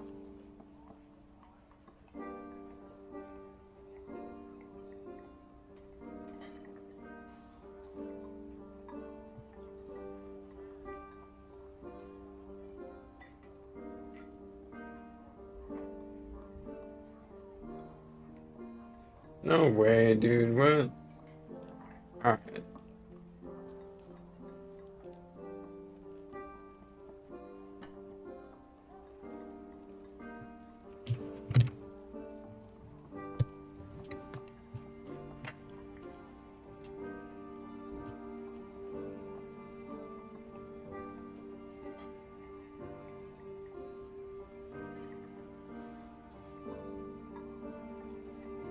Let me see here.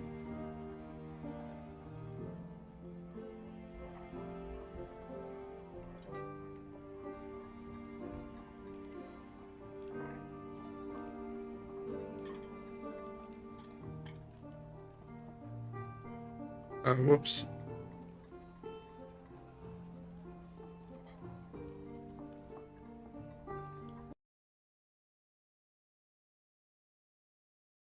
Sent an email or had a watch. Christopher Walken is a kind of enigma. He's never owned a phone, sent an email, or had a watch. But at 16, he tamed circus lions. He spent several years as a moon worshipper, and by now, the Christopher Walken story has become its own genre of lore. Is it true that in your new movie, Christopher Walken filed his teeth? Oh my God, he is a scary, scary guy. In '81, Walken's presence during the suspicious death of Natalie Wood raised questions. Nobody will ever know. There is no real story. He attended the trial of killer Jack Henry Henry Abbott because I wanted to take a look at the guy, and in Hollywood, He goes, the great thing in this town is they got young girls and you can hurt them. many actors have stories of their own. He goes, you know what fame is? Fame is knowing you could walk into a room, f anyone in the ass. That's fame. And tonight, I'm gonna f Susie Kurtz in her ass. And he walked away. And they're like, what? What happened? And that's why he scares me. The way he stares at you when he talks. That look. Is he the hunted or the hunter? But the strange story of Christopher Walken Are you sitting comfortably? Then I'll begin. starts on a night with Mel Gibson. He came to see me on a rooftop. He floated in, sideways, through a crowd of people. He was wearing black, and it was like one of those old vampire movies where they don't walk, but they glide. He just sat down in a chair next to me, and it kind of frightened me. And he's a very smart guy. And we started talking. I just started talking about the Middle Ages, and he began to talk tortures. And we swapped tortures, because I'd read this book on torture, and I tried to recall some of the most heinous things I'd ever read in this book, and he was like, oh, and he'd try and top it. And my assistant was there, and he left because he couldn't stand it anymore. The air had turned cold, and I wanted to leave because I knew that I didn't want to work with him, and he was getting scary. And then I turned around, and it was on top of the Peninsula Hotel. I turned around to avoid his steady gaze at one point, and I was looking at a building with the top of the sixes on it. There was a huge illuminated 666 in red, and I went from that to that to that, and he started smiling, and I thought, oh no, Chris Walken is the Antichrist. Who are you? The Antichrist. You got me in a vendetta kind of mood. In that interview, Mel Gibson is talking to director Mike Figgis, who also has his own story about auditioning Walken. I said, have you had a chance to read the script? And he looked at me and he said, do you like my face? And I went, yes. And he said, well, that's fucking great, because if you don't, get De Niro. Fuck you, I'm out of here. And stood up and walked out. In the stories to come, Walken confronts other actors in a similar way. But his communication style isn't surprising when you consider his background. The man I called my grandfather was a charming guy. He's full of tattoos, but he wasn't really my grandfather. Walken's real grandfather, Joseph Egan, was a career criminal. After being arrested in 1883, he served a 5-year sentence at Pentonville, a North London prison which aimed to reform inmates through a set of policies we now call solitary confinement. After 9 months in an 8 by 12-foot cell and the rest of his sentence spent doing manual labor, Egan was released. He fathered a daughter, Rosalie Russell, who left the UK for New York, and there she had a son. I remember when I was in school, when I was told that the period is here and the comma is here and that's a question mark. I always thought, well, don't tell me what to do. Ronald Walken grows up listening to people speaking broken English, and as a result says, I probably speak English almost as a second language. But this doesn't stop him being put to work. I've been in show business since I was about 5 years old. My mother was smitten with show business. Television got started, and it all came from New York. There were 90 live shows from New York every week. And they used a lot of kids. They just bring kids in and stick them around like, you know, plants. We were used as furniture, which you can kind of see in this clip, when at 10, Walken does this theme park bit with Dean Martin and Jerry Lewis. Hey, come here. Come on, I'll give you a free ride. You do it again. Show this boy. Go ahead. No, That's terrific, kid. That's terrific. When he becomes a teenager, Walken is inspired by one star more than others. There was this girl, and I was crazy about her. And one day I said, you want to go to the dance? And she said, well, I would, but I have this boyfriend. And he's an older fellow. And she took out this wallet, and she had like 12 pictures, and she showed me this picture of this guy. He was so handsome, almost blondish hair. And she said, well, that's my boyfriend. And I said to her, that's not a photograph, that's cut out of a magazine. And she says, yes, and it's Elvis. And I think that Elvis, after that, had a huge impression. Thank you very much. Walken restyles his hair to look more like Elvis. And while it changes over time, maybe it's a little shorter or a little longer, the suggestion of Elvis is always there. It looks Like you were almost killed in an elevator accident. At 16, Walken gets a summer job in a circus show. The lion tamer, who owned the small circus, would do this big act with a dozen big cats. And then he would send them all out at the end, and just leave this one old girl. And I would come in with my whip, and I'd go like that, and she'd sit up. But she was really more like a dog. She was very sweet. Around this time, Walken's primary talent is dancing, which he learns under the stripper and burlesque star Gypsy Rose Lee. Walken dances with a 16-year-old Liza Minnelli, and after graduating from New York's professional children's school, makes his living dancing in nightclubs and shows. This clip is from slightly later in his career, but you get a sense of just how good he is.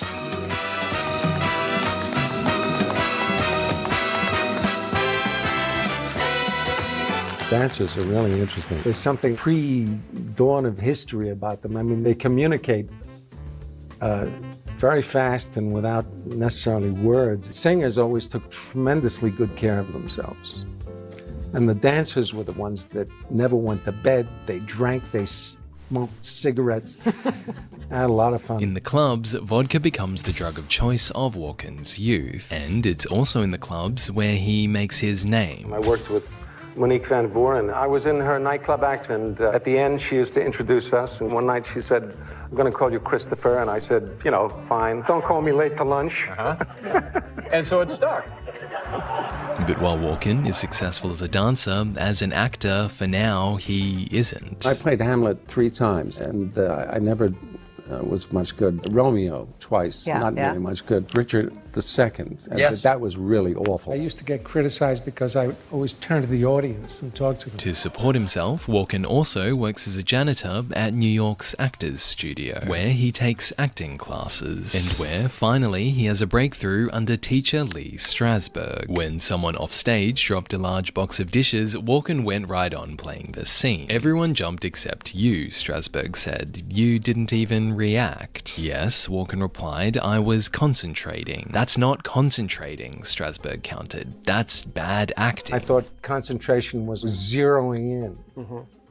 But concentration really has to do with noticing everything. Having 360-degree vision, not missing a thing, both on and off camera. While filming his first feature, Me and My Brother, Walken is warned about the industry he's getting into. He is, quote, a young actor talking to an older actor. I'm not going to tell you who. As I was leaving the room, he said, Chris, be careful. I walked out the door and don't think a day has gone by that I don't think about that. Be careful. Every day I think that, and I don't know what he meant. Given Hollywood's reputation, this warning isn't surprising. But in any case, Walken, like many other creatives, spends much of the 70s experimenting. For one, Walken spends a period of time as a sort of religious fanatic, a moon worshipper. Spent several years with that, and then it passed. After which, he remained very close to the moon, but I don't make myself miserable about her anymore. Later, while filming The Deer Hunter in Thailand... It's hot, humid, and the bugs and everything, and the monkeys screaming and...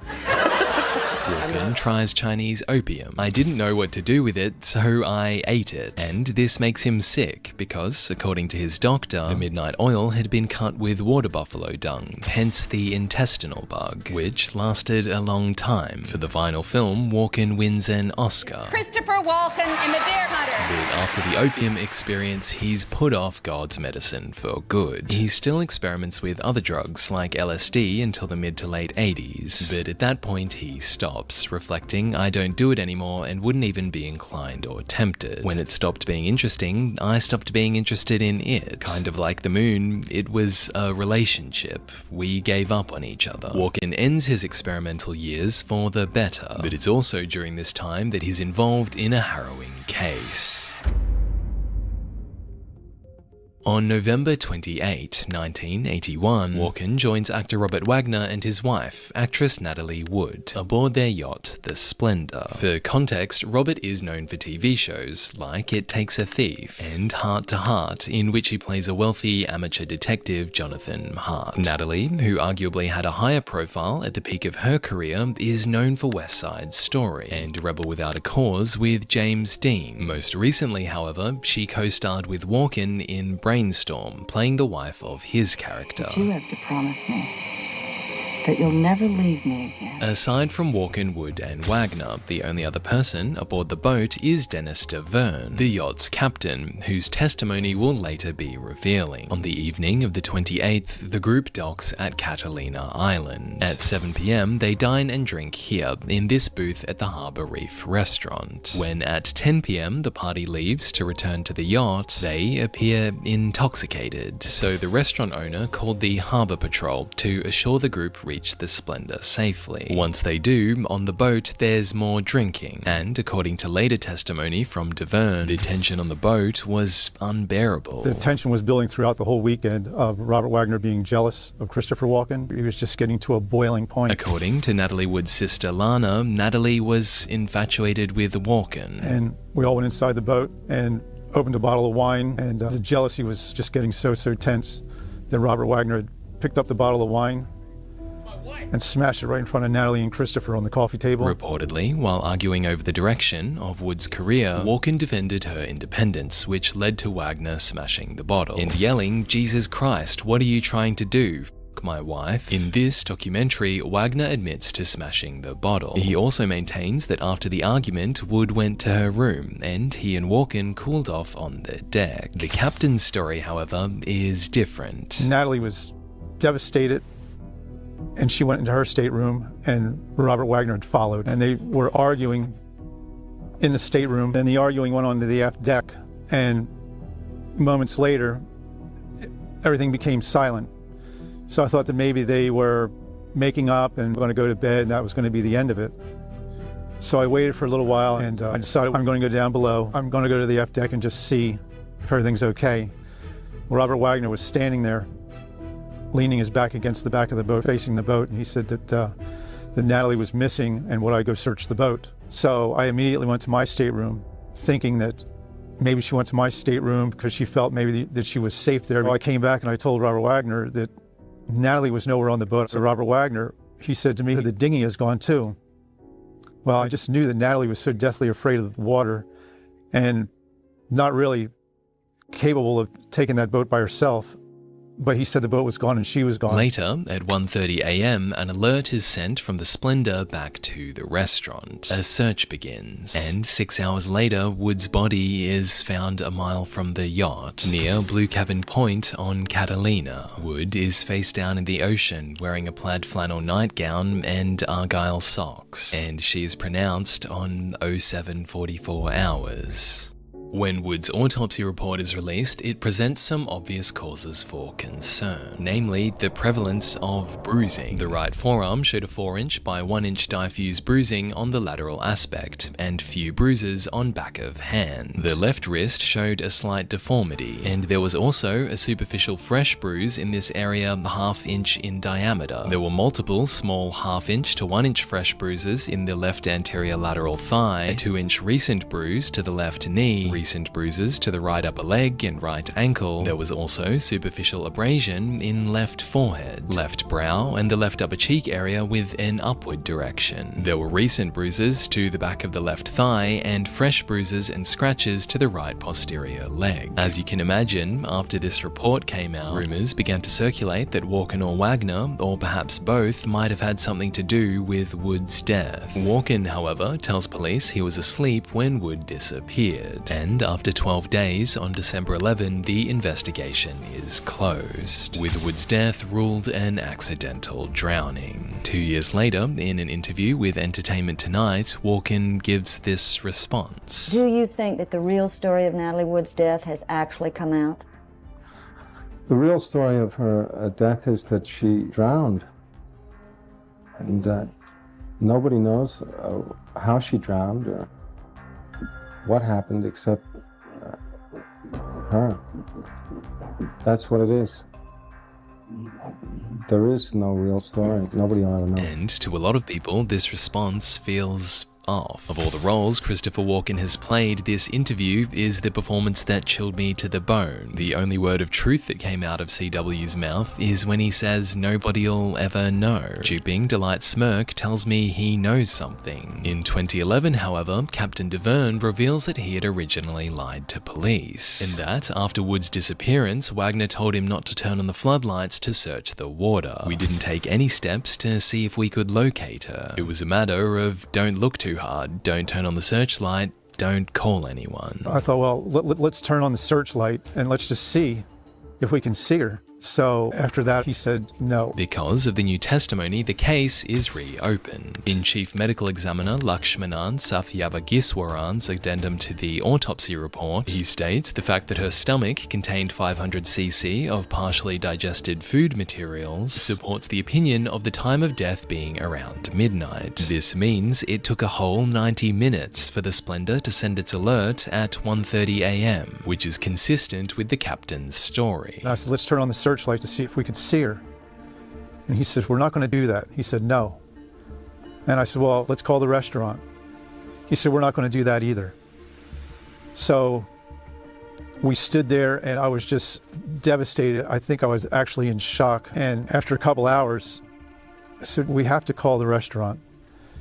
So we called the restaurant. The new examiner also concludes that the location of the bruises, the multiplicity of the bruises, support bruising having occurred prior to entry in the water, with a non-accidental mechanism for certain bruises. I think she was dead when she hit the water, unconscious, and when she hits the water, I mean, she said there wasn't any water in her lungs. The cause of death is then changed to drowning and other undetermined factors. To this day, employees of the Harbour Reef restaurant, such as one who spoke to journalist Andrew Chamings, have reportedly been told not to talk to anyone about that case. Management told me, if you answer the phone and they ask about Natalie Wood, you have no comment. Presently, no criminal case has been launched, but the captain stands by his conviction. I think the argument got out of control, and she was knocked unconscious by a physical fight from Robert Wagner and put in the water. You believe when you were standing on the back of that boat and he said, don't turn on that searchlight, you were talking to a murderer?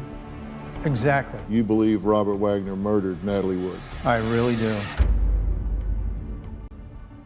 Following Wood's death, Walken has mostly been quiet on the subject, with his E.T. interview being one of his most vocal ones. Did that make that entire experience painful for you? I mean, it was, you know, in so many ways, it was a terrible thing.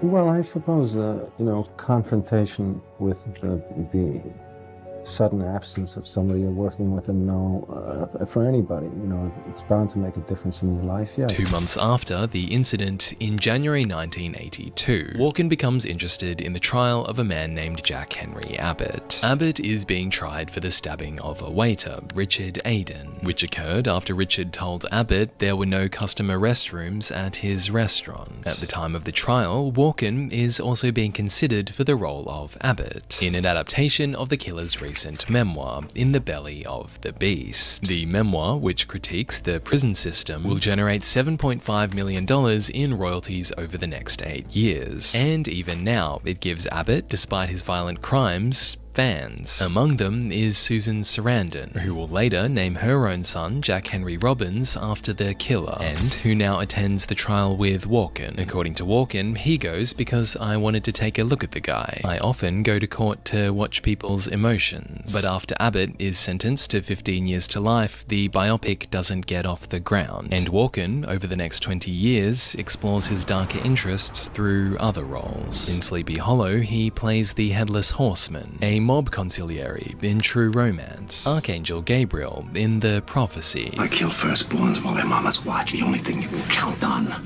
in your existence is never understanding why. And Walken also brings his intensity to comedy. Wolfie knocks on the door, but it's a straw door, so how he knocks on it, I don't know. Who wrote this? But hey, knock, knock anyway, right? Who wants to argue? Walken's roles are often funny and frightening at the same time, because to him, there's an equation between what's funny and scary, a connection between laughing and smiling, something a little bit scary about things that are funny. Which also reflects other actors' stories about him. Matt Broderick has a great one from Biloxi Blues where he goes, you know, the great thing in this town is they got young girls and you can hurt them. In another story, Jay Moore recalls... First time I met Christopher Walken on the set of Suicide Kings, I go to say hi to him. As I'm walking up, the first thing he says to me is, you know, I can see you coming. And I just kind of freeze. I had my Rottweiler with me. He goes, I can see your dog too. And he goes, I gotta know what happened to your dog's tail. It's gone. Where did it go? It's okay, you can tell me. And I'm just standing there like in this driveway going, where the fuck is my dog's tail? And then he gets like real close to me and he goes, it would be great to have a tail. And he goes, if you had a tail, everyone would know. If you were angry or upset, they'd see you. They'd see you coming up the block. They'd say, get back. Look at his tail, he's crazy. And I go, well, you probably mean happy, like people know if you're happy. If you have a tail, you'd wag it because you're happy. And he goes, maybe you and your tail. Later in the production, in one of the scenes where Jay has Walken duct taped in a chair, Jay is supposed to cry, but when the take starts... Okay, we're rolling. He goes, hey, Jay, what's the name of the woman who plays the nanny?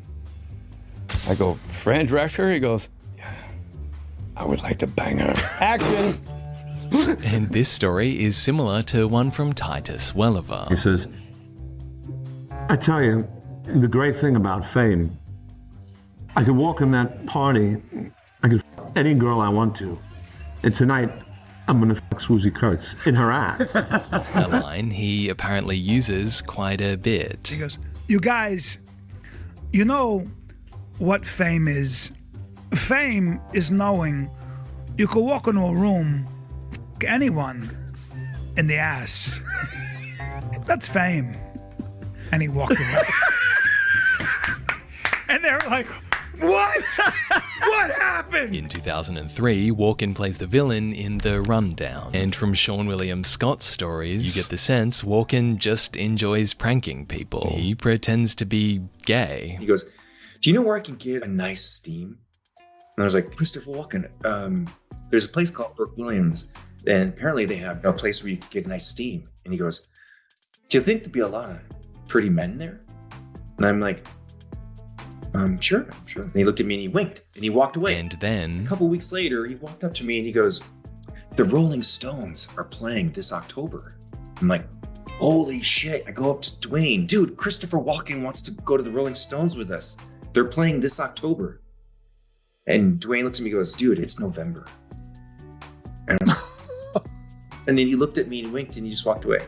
That's what he would do all the time. Maybe one reason Walken is so mysterious is because to him... I have no idea about anybody's life experience except my own. No idea. People are completely mysterious. Even in my own family, you know, I have no idea what anybody's thinking. I still don't know exactly what to make of Christopher Walken, but maybe that's the point. He's funny, frightening, and strange all at once. And in his words, no matter what character I'm playing, it's me. If you enjoyed this, I think you'll love the story of Chevy Chase. And for more stories of brilliant, flawed people and their work, subscribe.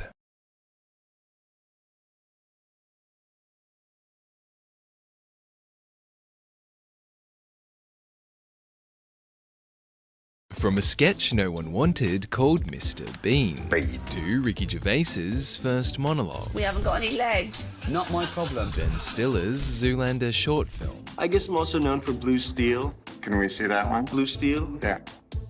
And the time Stanley Kubrick hired a real Marine to roast actors. How tall are you, Private? Sir, 5'9", sir! 5'9", I didn't know they stacked shit that high. These off-script moments launched careers.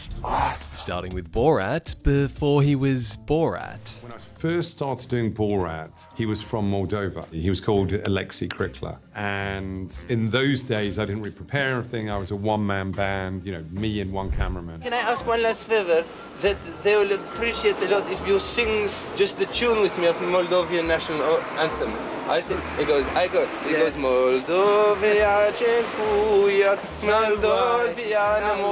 No, you just sing the song. Alexei first features on a youth show called F2F, and like Borat, triggers his interviewees. We are looking for the real Cockney, yes? You're Cockneys? No, we're not Cockney, no. Cockneys. You're in the wrong place if you're looking for Cockney. Through F2F, Alexei then gets featured on a mini-segment for the BBC. He used to do dresses for the Princess of Wales. Yes. Who is she? Who is she? Yes. Diana. Ah, Diana.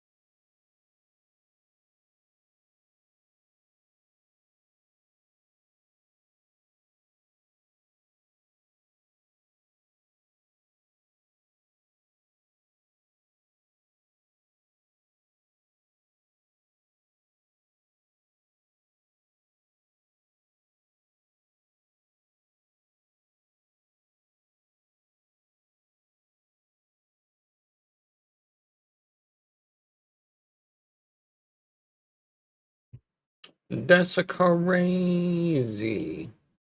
We're gonna play some more Dark and Darker, dude. Let's dark and dark it up. Dark and dark it up. We gotta dark and dark it. We gotta dark and dark it.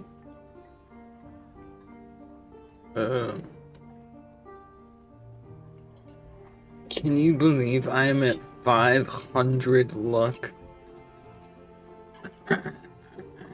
Insane. Insane.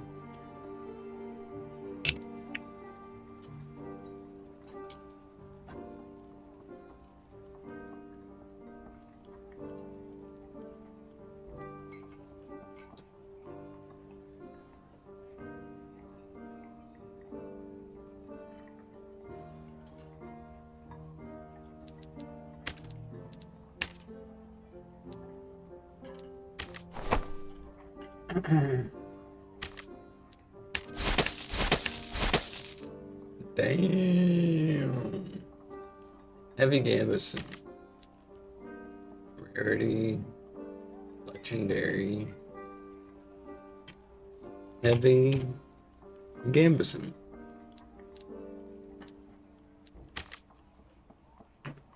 $394. $394. A round shield. A rare round shield.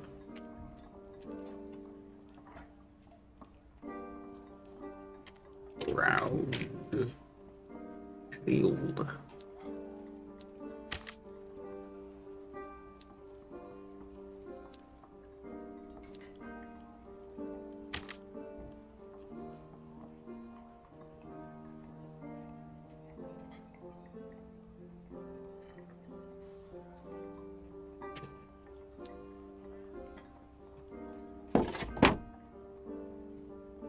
$144.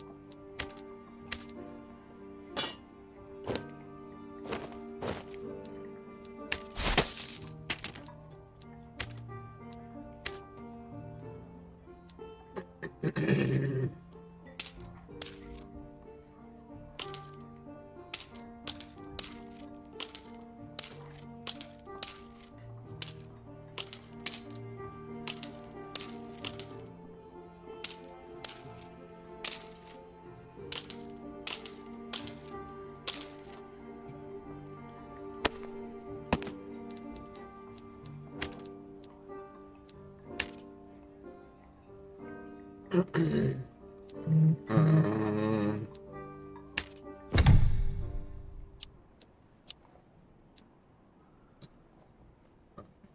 know the boss, no. We can try to kill it.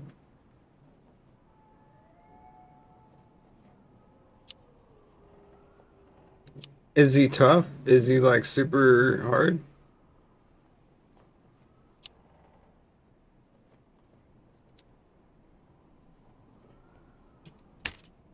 You know what? I believe we can do it.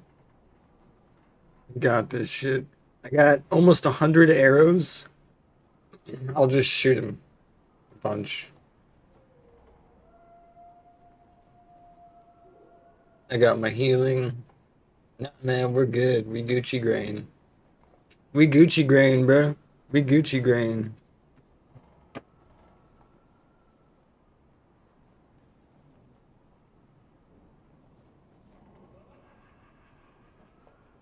Don't be a pussy.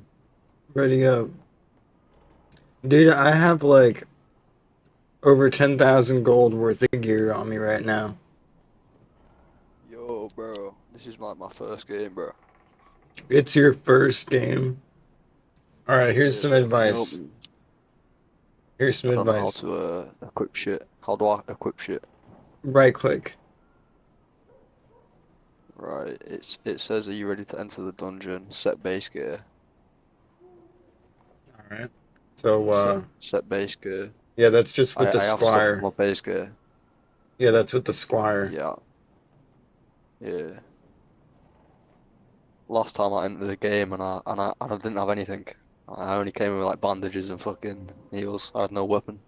Something that I just learned recently, I don't really watch much YouTube, but what I did learn was I'm just gonna ready up. I think I've got a weapon. I think I've got a weapon. Hopefully. if you get a bunch of armor that has a bunch of luck on it, like bonus to luck, you'll find really better, like much better equipment and stuff to sell. Oh, this game's pretty sick. Yeah, even like the PvP, like E. I think it's a lot of fun. Just fighting gargoyles and skeletons and golems and... Tried a PvE, but I just got like bodied, bro. Like, I didn't stand a chance of. Dude, like, I don't know what you're fireball and talking about, Cursed Blood, but I got 500 luck right now on this character, and every time I loot something, I'm getting either a blue or a purple. So, Yo, guys, do you have the legendary status? Real quick. Or have you just got like the free game? You haven't paid for anything, right? I don't know how to get that. Oh yeah, I've got that. Yeah.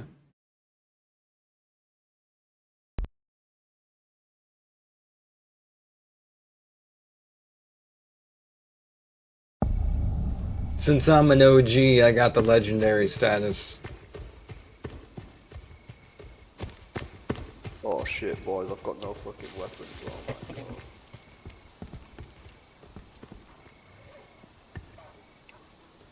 What is the legendary status worth getting? What does it do?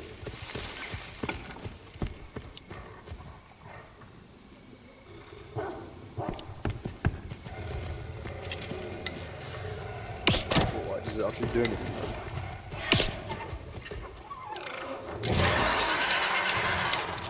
Do you need them?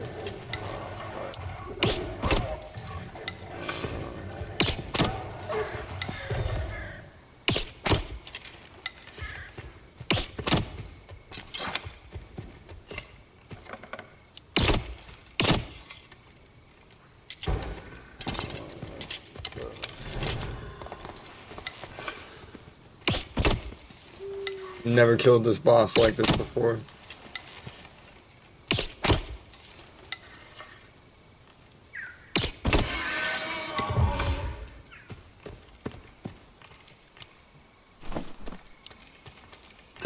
Oh yeah.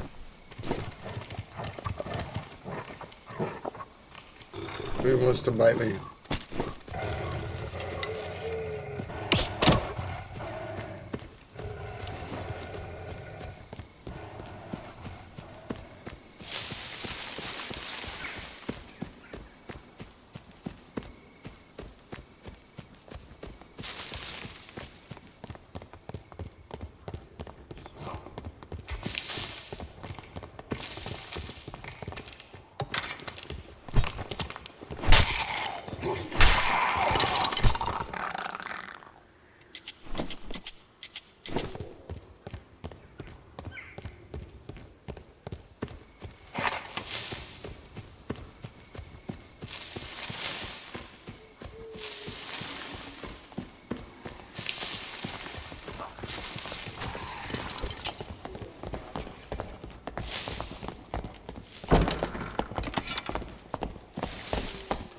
Man,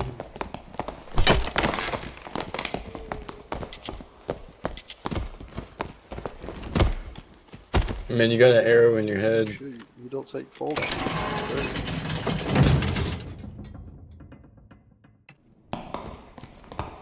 Yo, what the fuck? Just teleport shit, that's crazy.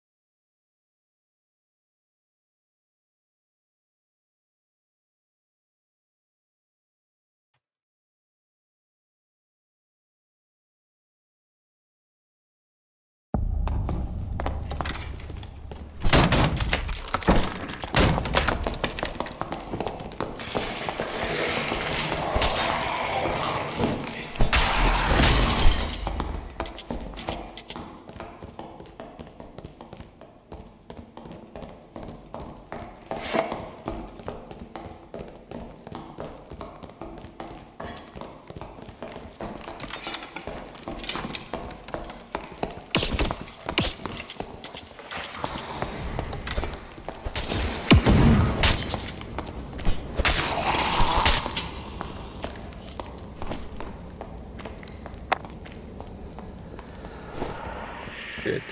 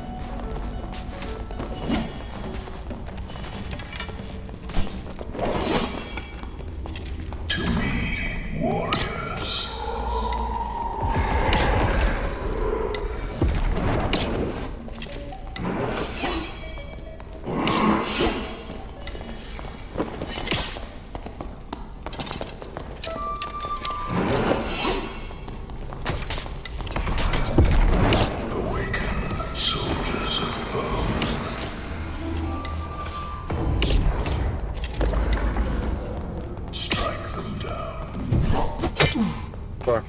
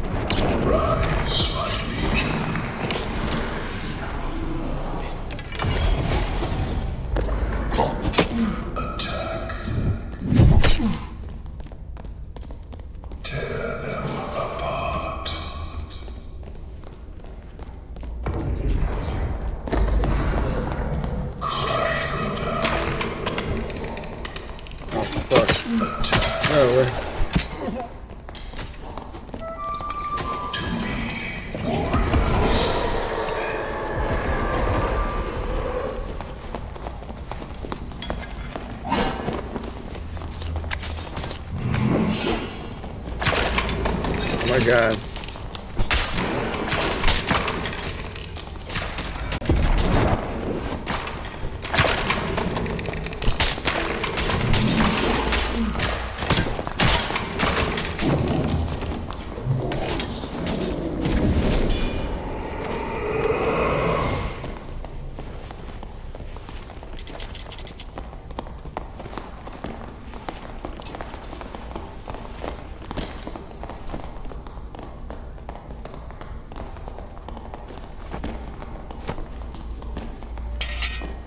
Cool. Let's res our buddy.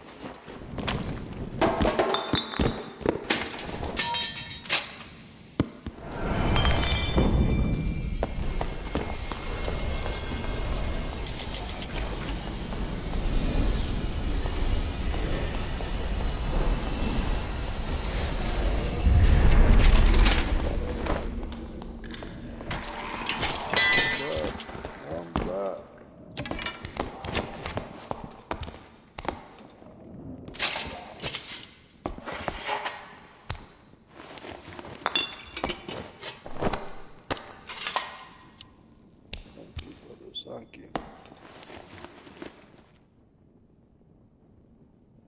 Thank you, brothers. Thank you.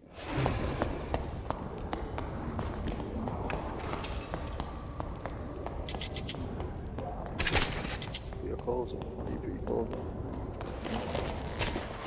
Okay, there we go.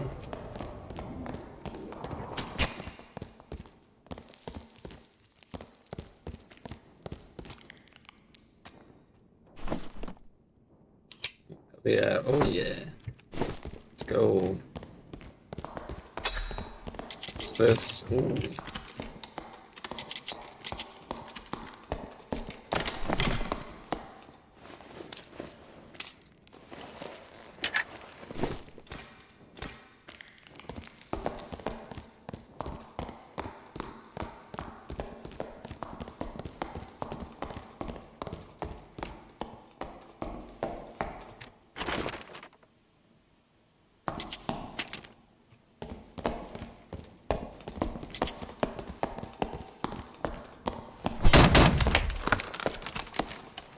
Okay.